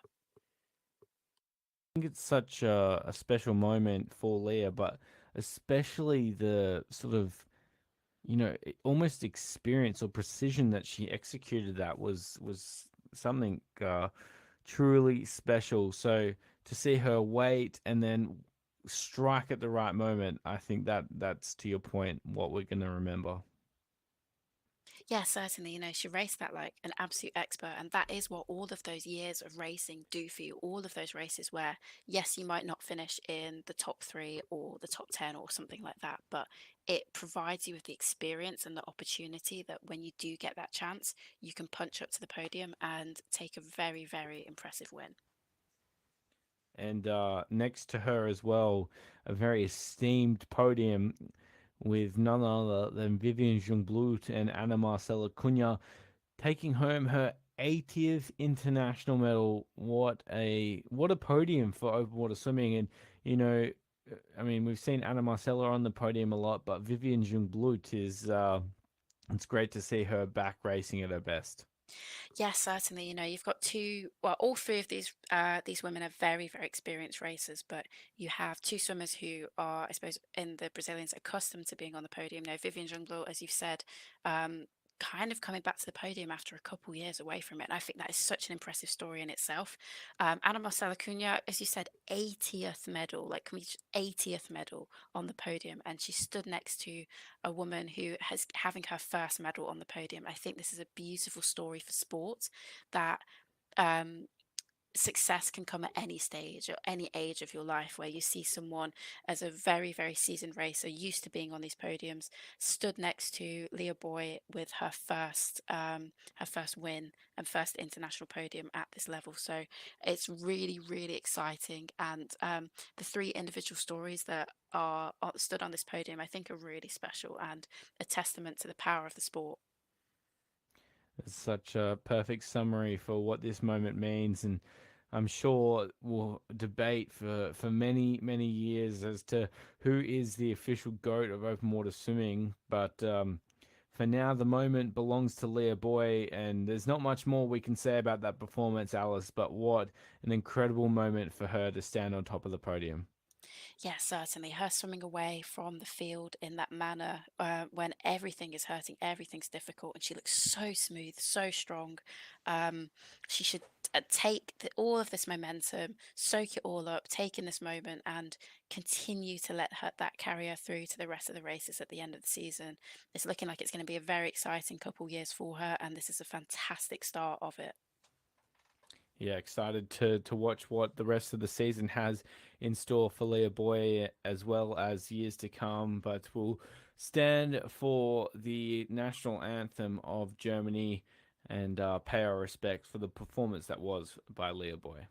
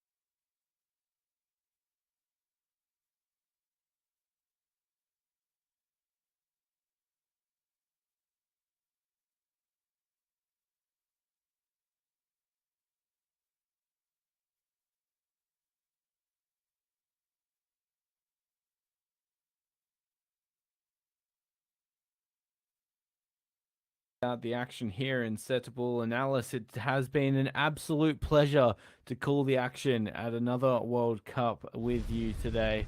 What a day it's been. Yeah, likewise, Will. Absolutely loving these opportunities to get to showcase our sport for the amazing opportunities it provides to the athletes and the amazing coverage that we get to speak about and dissect. So always so grateful for these opportunities. And yeah, thank you to World Classics for putting on another amazing race. That is correct. A short show, but a great show here in Setubal. We'll be back in action in just over 2 weeks' time as we head to Hong Kong, China, for the fourth stop of the World Aquatics Open Water Swimming World Championships. My name is Will Rollo, joined today by Alice Deering, and it has been our pleasure to call through some of the best athletes in the world. Thanks for watching, and bye for now.